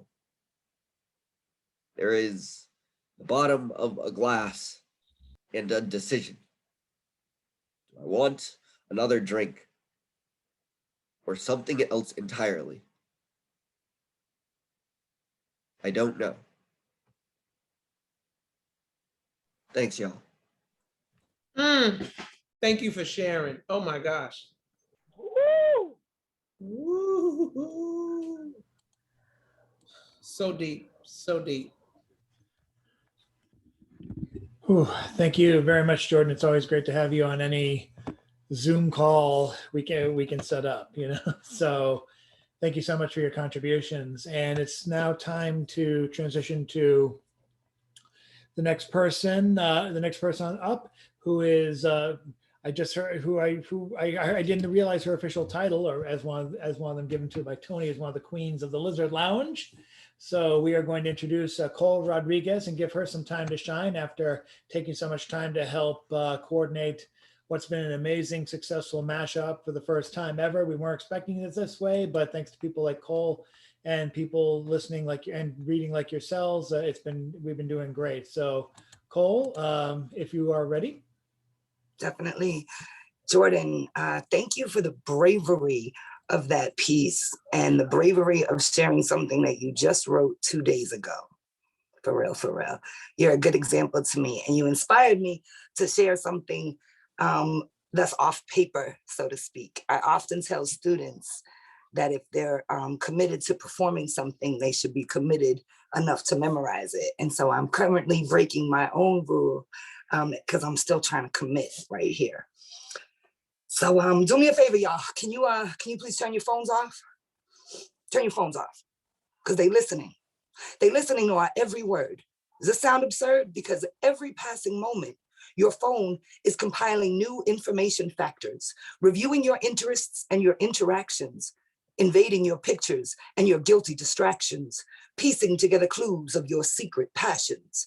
Your news feed, Google research answers, updates, advertisements, and autofill responses are all customized, designed to reinforce your existing beliefs and perpetrate the same old lies, keeping us isolated in our own perception bubble, trapped in a self-absorbed perspective, communicating more often in rhetoric and texts, and adjusted to the lack of human connection. Tools of control, manipulating public opinion, redirecting, misleading, distracting the minions. Fake news spreads faster than real news, and we accept the reality that we are presented. We are fed a specific diet of coded cookies, but think our desires and ideas we've invented. Your thoughts are the product of someone else's creation, and now our brains are properly trained to be biased towards false information, reinforcing your expressed beliefs through properly placed placation, keywords cataloged, locations reviewed, ordered in compilation. They get set on rotation, all for your gestation, and you swallow it up. No hesitation, no contemplation, and now you're complacent, generating material for its regurgitation. You're surprised to see messages that encourage your relaxation, but just the other day, your phone heard you say, yo, I think I need a vacation. We are programmable programs being programmed. You are a data asset, a series of numbers monitored for movements, shaped into an algorithm until you are the algorithm. Zombies tethered by an information cord to satellites, puppets being pulled by the strings of technology. How do you step out of the matrix? if you don't even recognize you are in the matrix. Your social media platforms have all been weaponized. Your camera scans your cornea and follows the direction of your eyes. We document almost everything, even the most mundane functions, exploiting our addiction to public approval as we monitor other people's consumption, clamoring for likes, hearts, and emojis as if they were tangible wealth. Short-term popularity shortly satiates the undernourished sense of self. A fake sense of self-value is generated from a fake identity that spouts sound bites and posts pictures of how you're meant to be, pacifying emotional needs, cultivating narcissists. Your playlists, favorite restaurants, and most recent purchases all become a part of it. It becomes so easy to believe that the world is watching you and that you have become a star. But if you aren't the master of what you believe, how can you master who you are? Cerebral cortex, temporary titillated, sensory addiction, palate satiated, attention deficit disorder, overstimulated, advertising profile successfully generated. Technology is advancing at a velocity that far exceeds the evolution of our brains. Your smartphone is getting smarter than you by the hour. And yet you comfortably provide access and relinquish your power. They are controlling us more than we are controlling them. And we continuously open the door and let them in. They are in your car, at your job, all over your home. They attend your dinner dates and they listen while you moan. They know all of your business. And when you're alone, they know all the dirty habits to which you are prone. What would happen if you turned it off? What exactly would you lose? Would you still be able to function? Would you be lost without options to choose? I know these opinions are not popular. And once again, the cheese may stand alone, but I implore you, my people, consider. Please turn off your phone. Thanks, y'all. I would now like to welcome up my poet colleague and sister friend, Ashley Rose. Thank you, Nicole, for blessing us with that knowledge. That's real. You see it happening on Instagram. You say something, and it show back up. So you got to think about what else they're really holding on to. Thank you for always just giving us the knowledge. All right. So I was sitting here changing pieces. Toni, how many pieces do you want? You want 2? Okay. Sorry, I live on 110, so this traffic is loud. All right, here we go. So I'm gonna go with 2 poems. My first poem is called The Baddest Latina in All of Cathedral. And that's my cat, Charles. Y'all, he'll make a couple of debuts. Enrique, I remember at age 15, when you crowned yourself the baddest Latina in all of Cathedral. While all the other Spanish girls were planning their quinceañera, you were dyeing your hair box peach blonde from the Walgreens dark and lovely pack across the street. Your eyebrows were kept by the Korean lady next door to the Italian pizzeria, where we strategically used your Dunkin' Donuts tips to count out $2.25 in nickels, just to make sure the cute cashier boy had to take his time and pay us attention. You know, from that moment on, that our friendship was written in the stars. We were a Capricorn and Cancer duo like no other, who looked forward to the months of January and July, not for our birthdays, but for the Victoria's Secret semi-annual sale. I mean, I was a homeless basketball playing tomboy, so you always paid for my 5 for 20 penny set. Thanks. I remember you trying on expensive lingerie too that you later had to tuck under your tear-soaked pillowcase every night. I remember you getting us in trouble for turning our Timothy uniform shirts into Selena belly shirts because you thought we looked sexy. The way we would window shop through Copley, picking out our hopes and dreams, and you would stop and try on stilettos, always hiding your perfectly pedicured toes, never daring to get a manicure painted anything but clear, but inside, I already knew you glittered. But what I didn't know was you were right.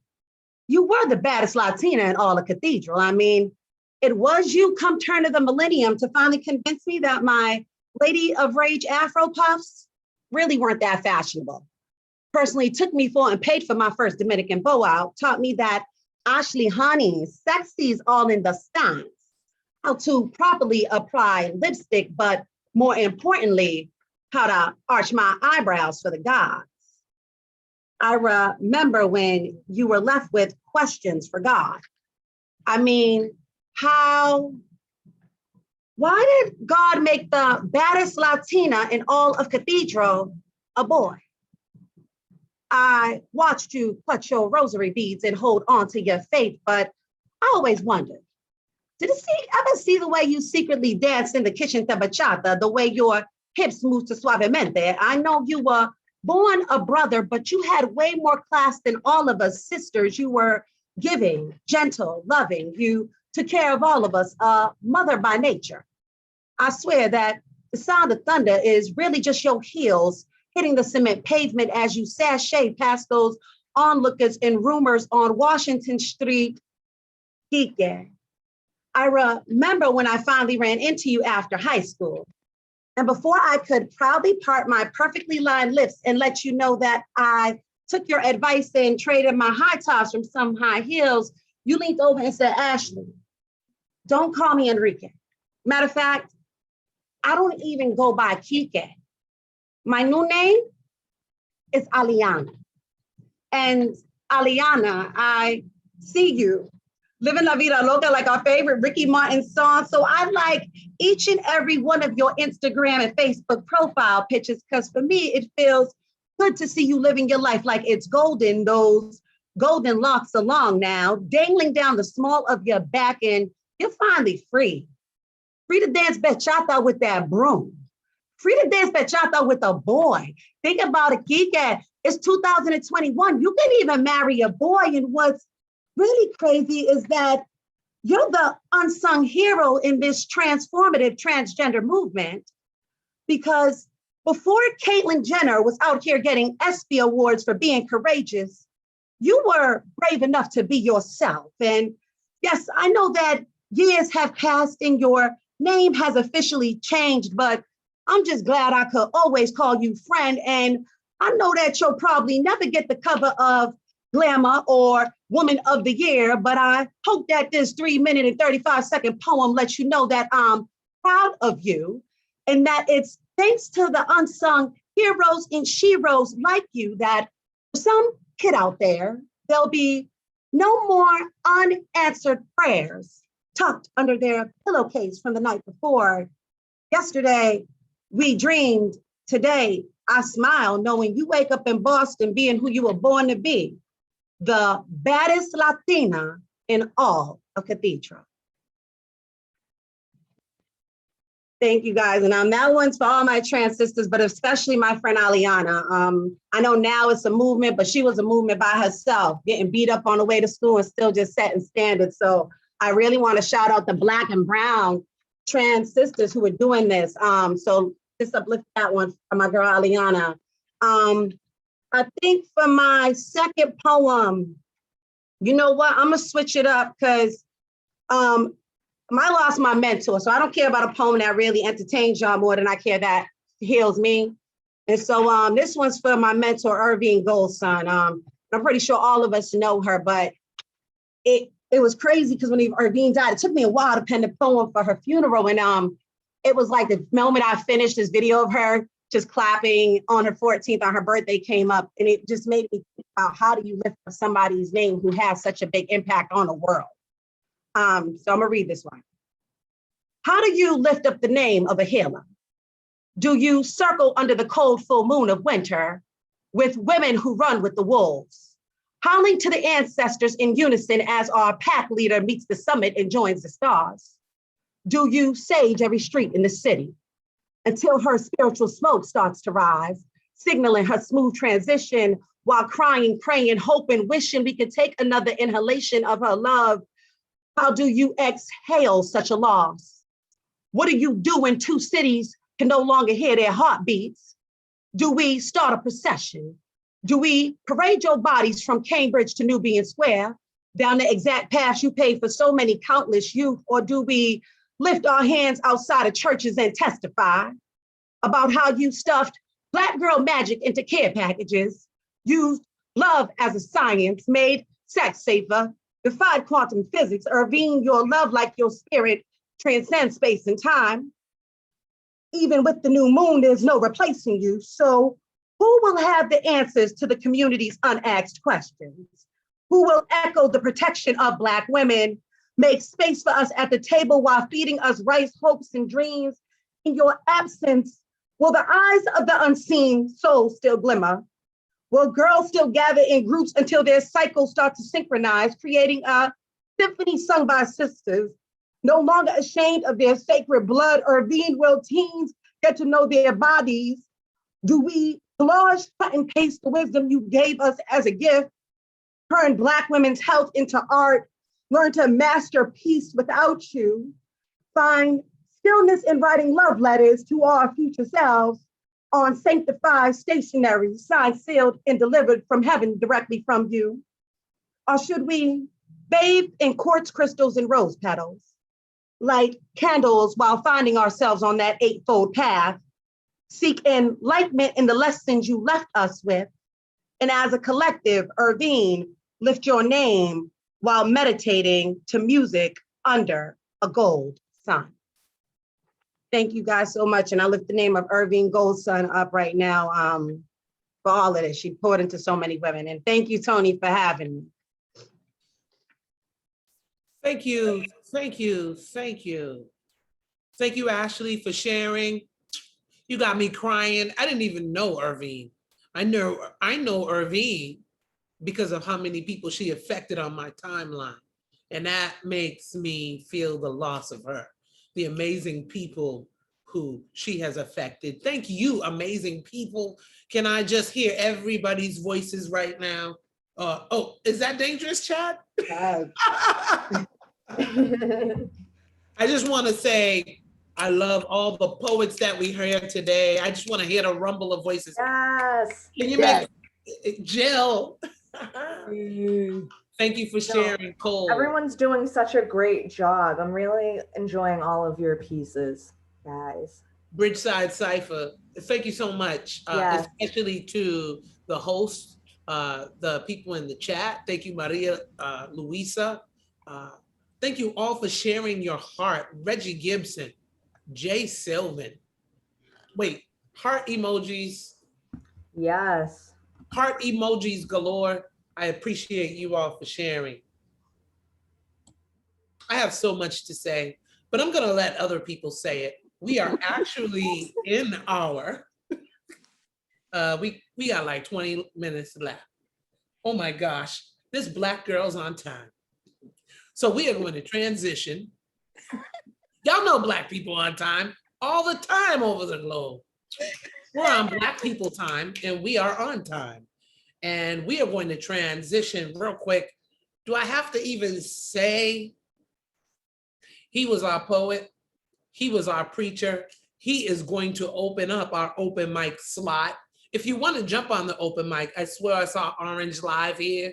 If you want to jump on the open mic, please do so. I'm going to play this piece really quick. And then Chad Parental is going to introduce Jason Wright, who will be our video for the second open micer. But what I want to do is just share my screen with y'all real quick, and let's just get this started. Shout out to our poet and our preacher, the one who had 5 #1 albums. A lot of people, a lot of us who are hip hop, we lost our brother DMX, and some of our timelines have been lightened up because of him. He was a poet. I'll just share this. Hold up.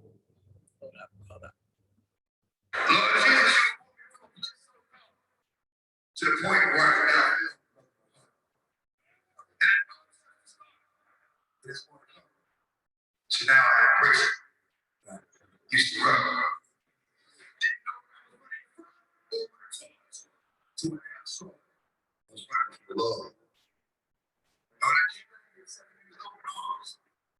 So always forgive it. And I became so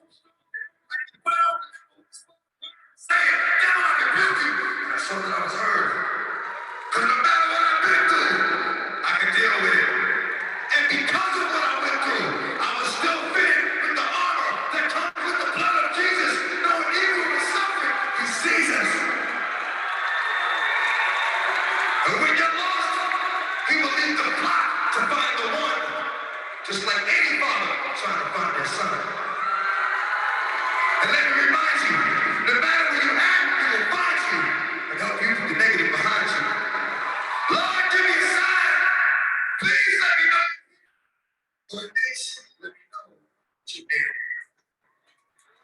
Remind us of hope because we all need to. And give us this.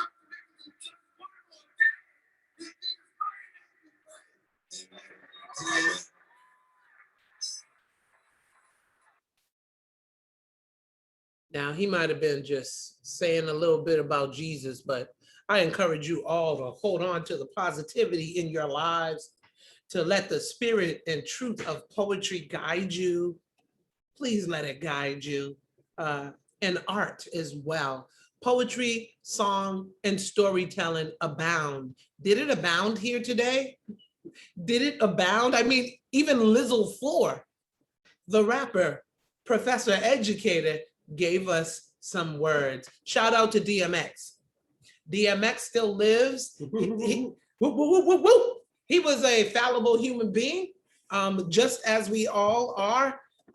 If we knew what we knew about him, we might have been canceled him, but we're not canceling him. We embrace all. Protect the babies. Protect the babies. That's all I have to say. Thank you all for sharing so much. We have some more time. I'm not saying you have to read Papa Hilliard. I'm not saying Wendell Smith or Eddie Tontongi needs to go again. Hi, Mom. Parlay's my mom. Hey, Toni. Hi, Papa. Hi.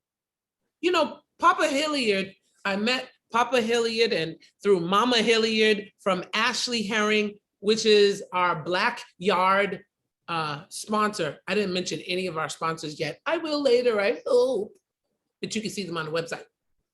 Black Yard is one of our sponsors, and this is Black Yard's Papa. Papa Hilliard, I'm quiet. I'm quiet. You can go ahead. Okay, you want me to read a piece? Yes, Papa. Okay. A poet's mind purges itself of all around them, all turmoil, all sorrows, and all other shit that bounds them. Their mind space free for the next upload, because there will be more. There is always more. A poet's mind is never free, never. A poet once said, sometimes I feel like blowing my fucking brains out. I can relate. I thought to myself, no truer words has ever been spoken.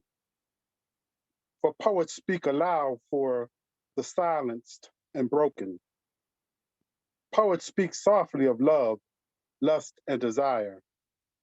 They shout of hurt and hatred and add fuel to the fire.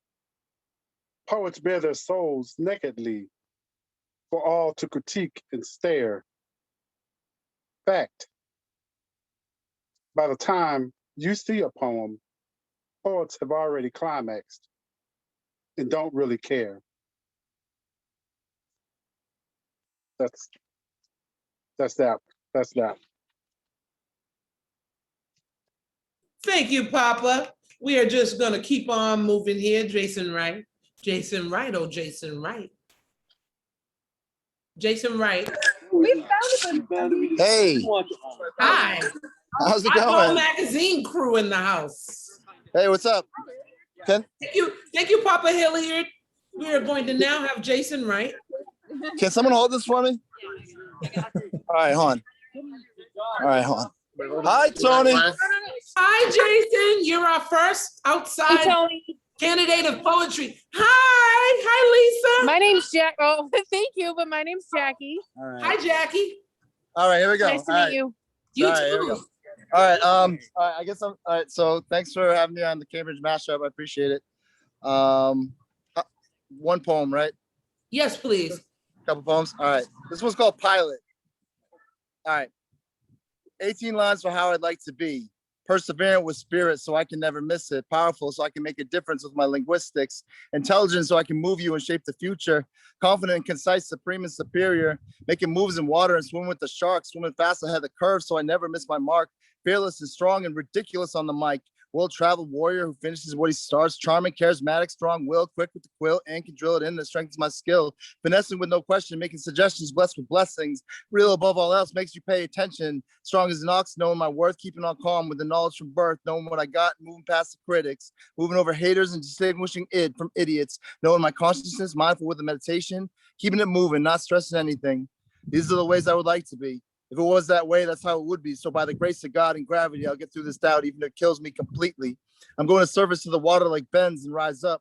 Never going to give up because that's not in my blood. I'm going to do it despite you and do it because a weak support system will never support a foundation. So I'll keep going until I reach my destination, find my tribe in Maui, Hawaii when I'm on vacation, lose them, find them again in self-seeking meditation.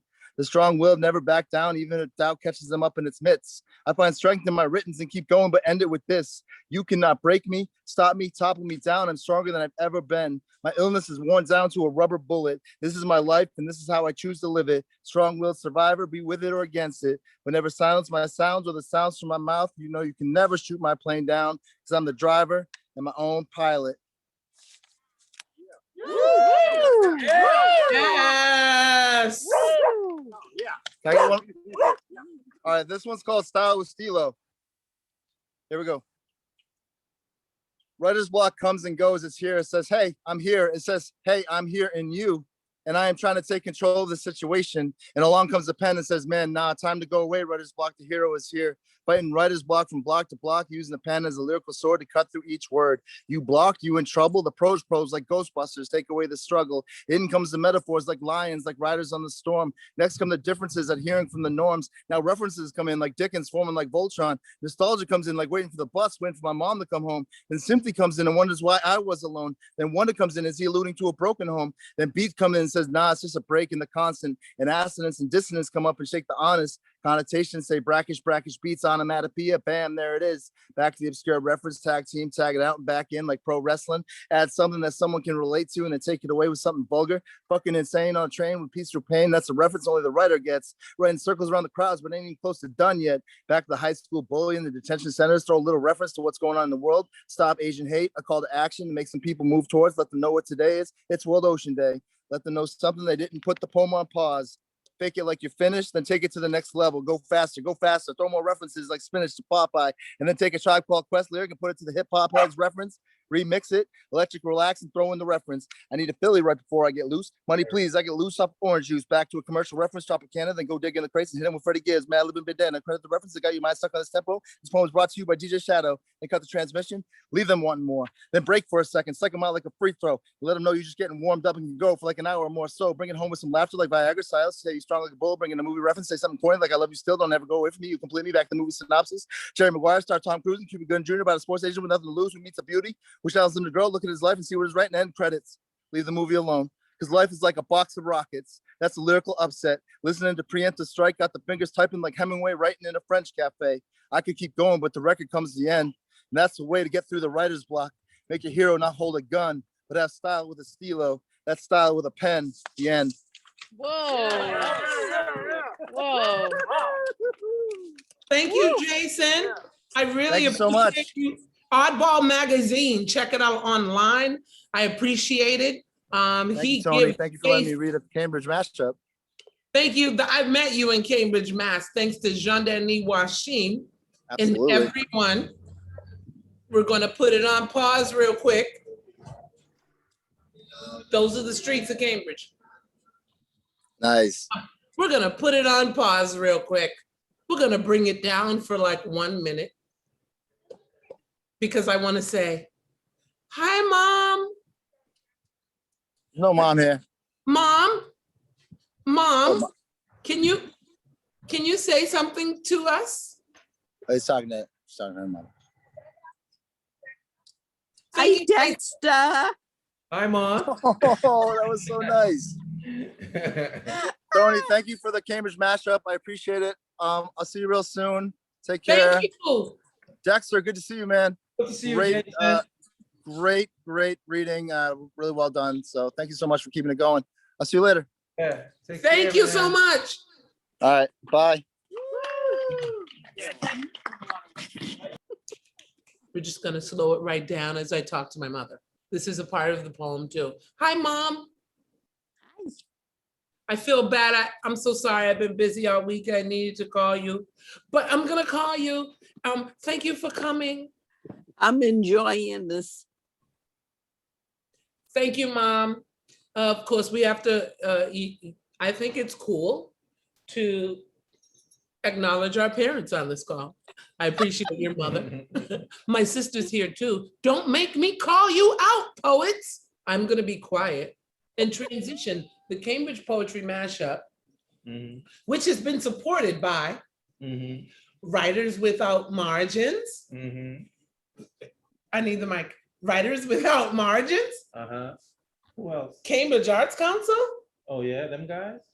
Right on the dot. Come lately, but we enjoy. Stone Soup Poetry. Of course, they always in the house. Who am I forgetting?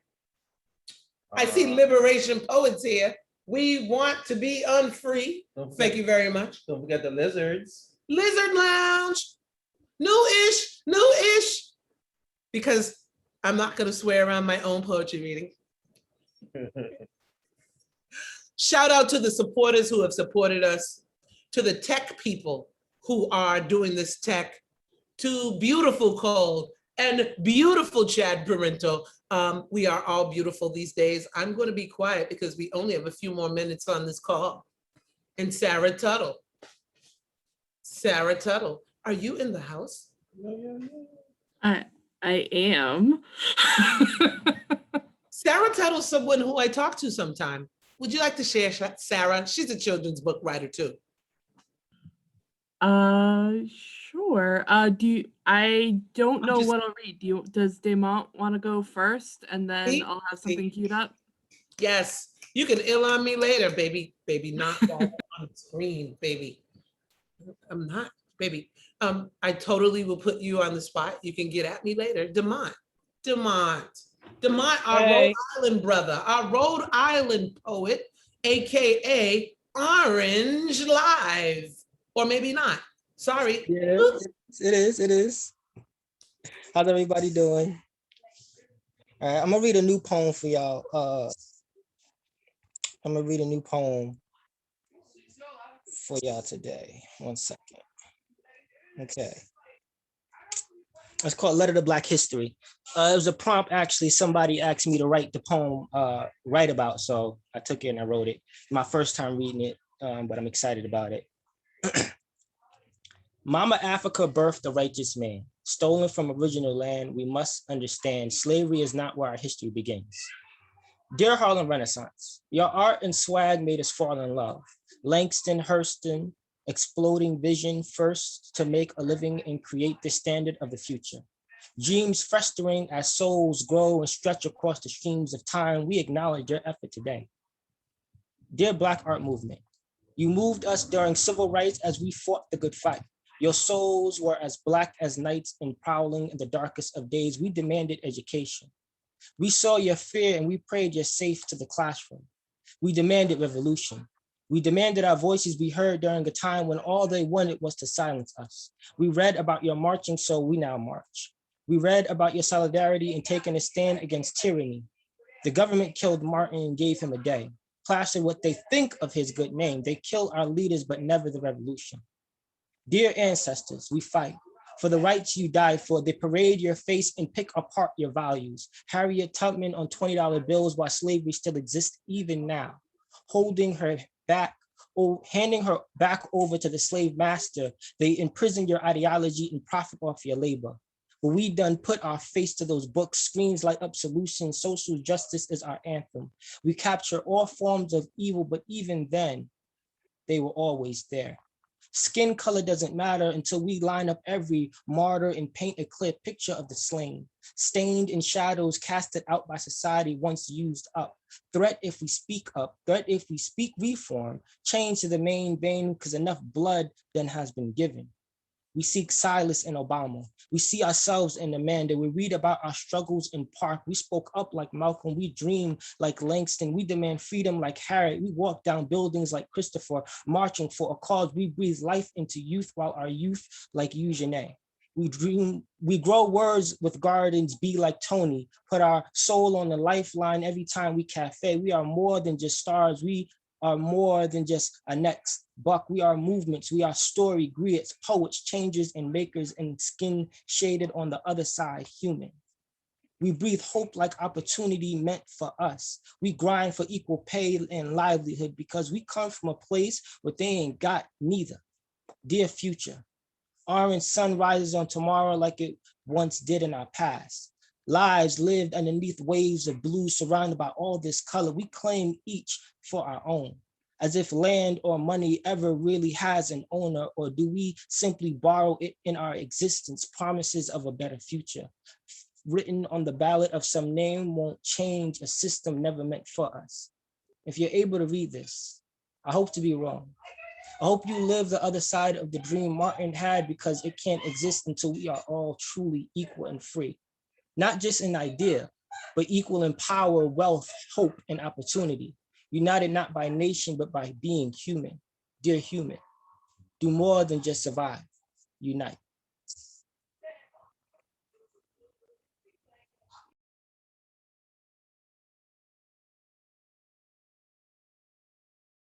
Hi, I talk too much, and I'm not the host of this show. I'm just the founder and the curator of the Cambridge Poetry Mashup, really the Poetry Mashup. I'm just gonna give this mic to Cole Rodriguez.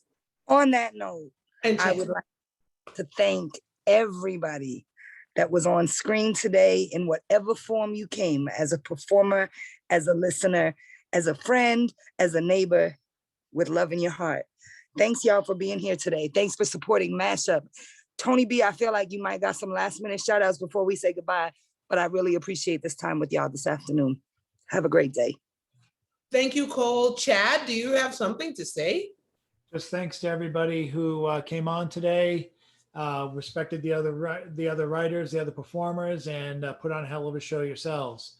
So without any further ado, Miss Toni B. Thank you. Thank you, everyone. I'm a pretty thick girl. Maybe it's my appetite, but I just wanted my ears filled with fellow poets, with people who have influenced Cambridge, who have influenced me. Cambridge is an international city. Everyone comes through here. And let me remind you, Amanda Gorman went to Harvard University just last year or the year before. Then we see her on the highest stage in the country. Brilliance dwells in Cambridge. Amanda Gorman is not from here. She just went to school here. Brilliance dwells in Cambridge, in between Harvard and MIT. And look, we have heard it right in front of us. You know, I put a couple of people out there in the world today. Please forgive me. I'm sorry. I probably talked too much, or I called you out, Tantangi. I probably called you all out to read your poem, but I'm not going to keep doing that. I'm just going to say thank you, Tracy and Wendell and Lloyd and Reggie, all the poets who I see here now. Miss Linda Mood, Papa Hilliard, thank you, Sarah Tuttle, thank you, Chris and Carol and Mr. G, everyone who is here. I appreciate you all for coming on this call on this beautiful day and giving us your time and your energy. Please go to poetrymashup.org. This is only the first of out of 4 events that we're doing to celebrate Poetry Month. I'm too old to be running it all together in 3 days. We spread it out. So I hope that you all will see us. Actually, I saw Mary Butchinger on the call. Next Sunday, Mary Butchinger is here. She's so sweet. I messed her name up like so many times on the flyer. She didn't even say nothing. I got it right, Mary. Anyway, next Sunday from 3 o'clock to 4:30, New England Poetry Club is going to present the poetry of Toni Morrison, a virtual workshop with Toni B. I had to do it, y'all. I've never actually dug into this woman who is my namesake's work. At any rate, too much of this, not enough poetry. Thank you, Mom, for being here. Thank you, Tracy, for being here. It's really great to see family, but the family of Cambridge come together. This is where I fell in love at Stone Soup Poetry, and we still doing the thing. Thank you, Justice. The youngest person that we've seen on the call today was Justice. My fingers are crossed that he comes to the youth event. Check out poetrymashup.com. It's always updated. And please, I'll be back with you at the New England Poetry Club next Sunday. Just check it out. Check out poetrymashup.com. Please, if you love this event, please just email the city of Cambridge. Just tell them thank you or whatever you want to tell them about this event. But it's really great to tell the city that we're in what you thought of this event, whether I know it or not. Thank you all so much. So much. Mostly be safe. There's all these other strains out here. People of color, be safe because you know the situation we're in. All people be safe because this pandemic is around us. Sanitize those hands and Wear that mask. wear that mask. Make sure you mask up. Hi, Mary Bushinger. Good to see you all. Thank you all for being here. I'm going to leave now. Is it okay for me to leave now? I think you're I think good. I am. All right. Thank you, Chad Parento. Good to see you, Tontongi. Appreciate you all. Wendell Smith. Mom, thank you for being here. Have a great, great rest of your weekend. Good night, everybody. And thank you very Good much. night. Brady, good night, everyone. Right. Good night. Thank you, everyone. Thanks. Good evening. Ava.